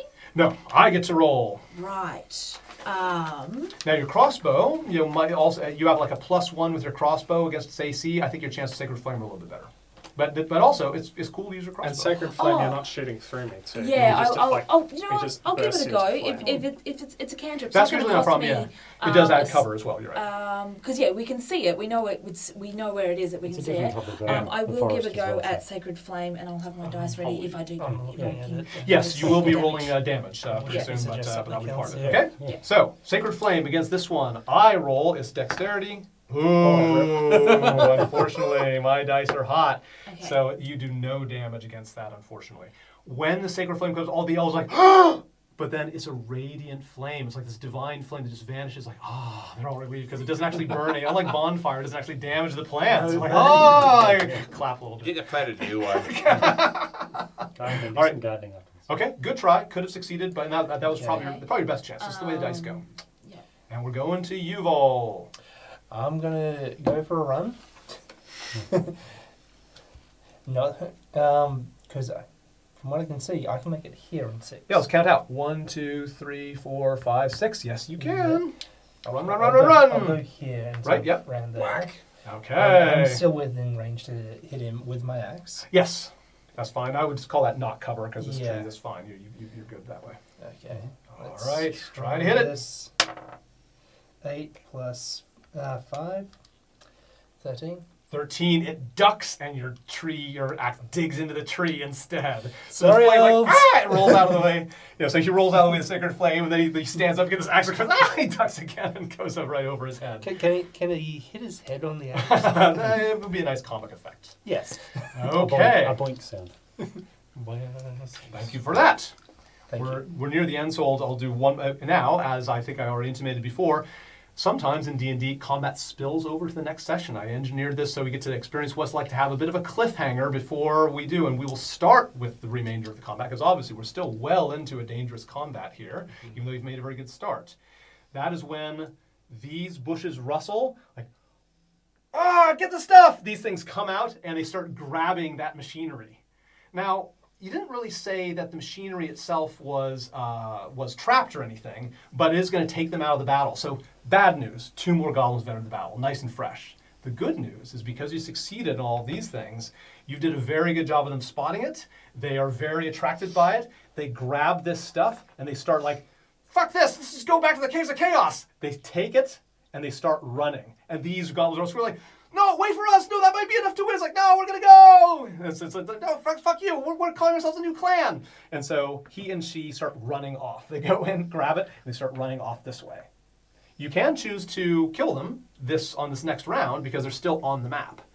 You just know that, and maybe that will do something, but you know they're running away, so you've effectively removed them from the battle. That was a good job with your skill. 2 goblins that would have normally been fighting you are going to be off the map instead, unless you kill them. Do we care about the machinery? We do. We do. Because if there's no machinery there, then all of not these ones, but that one and possibly any others will go straight for the Elven Village. And also the elves will not like the fact that they gave some of the machinery with the promise that we'll definitely give it back. Yeah. I think they Did worry we more promise about it? their lives. Promising any such thing. There's also War is hell, elves! War is hell! These ones are all going to try and... Well, this one and this one are going to try and probably attack us to get here. These ones are all asleep and having a good old snooze. So I'm gonna throw a grease spell out there, and if it works, it works. If it doesn't, it doesn't. If we can stop them running away from machinery, as you pointed out, if we can stop this lot, we've also then made the next lot also be low on the elimination show. Oh, Yeah. okay. Yeah. You might as well continue this debate because we're at 9:15, and of course it'd be next my turn with all the goblins. I've made these appear, so this is the cliffhanger. So you can discuss your tactics for next time as we I wrap think this up. I think try and stop those 2. Yeah. Interesting. Tie up all Okay, the loose great. ends, Yeah, and there's another kind of like optional thing. It's like, oh, if you want to do a stretch goal, directing some of your fire to this to keep the machinery in play and all that. How fast It's is awesome, sleep? yeah. Jeez. Yeah. Do we want to take Can you do a second one? I do, yes. Yes, Yeah, I can before do you a pick up second your one. chips, let me take a photo. We can do a second sleep spell and get those 2 in there. Ooh, you see, I preserved. was That's why you planning- I was preserved hoping your to spell use, slots, like, eh? Does that not intimidation and cancel it out? psychology. Yeah, well, I No, can't- no, I don't sleep think spell. so. Twice if One it does takes not the cancel out the second other. It's yes. very And it's nice. nowhere near me, so I Are don't you fall within asleep. range? 60 feet. You could Yeah. get all 3 Yeah. of these, mate. Yeah. Oh my Yeah. God, sleep is Including very yourself, then. powerful here. No. Just where? No, if he went there somewhere. He'd be... So this one was around here. Yeah. That one can be in between the 2 anyway. So we're just not worried about this one. Yeah. Oh my so God. much Yeah. of it, Yeah. You're it's doing got- very well. That one's Half a- hidden. half a That point. one's still Oh, yeah. alive, but barely alive. You got 2 there, Yeah. and these are asleep It unless can be something anywhere wakes on them the up. map for Holy sleep cow! Sorry? It can be anywhere on the map for a Clever sleep stuff. spell.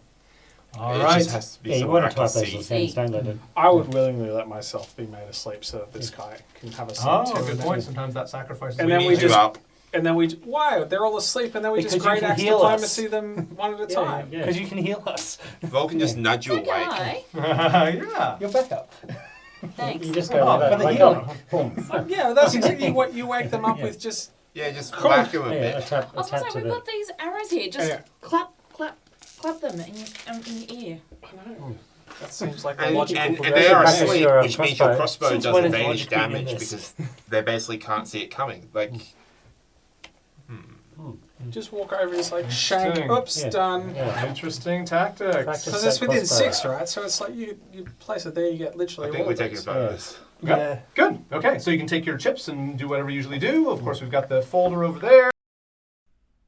I hope you enjoyed watching us teach Dungeons & Dragons to absolute beginners.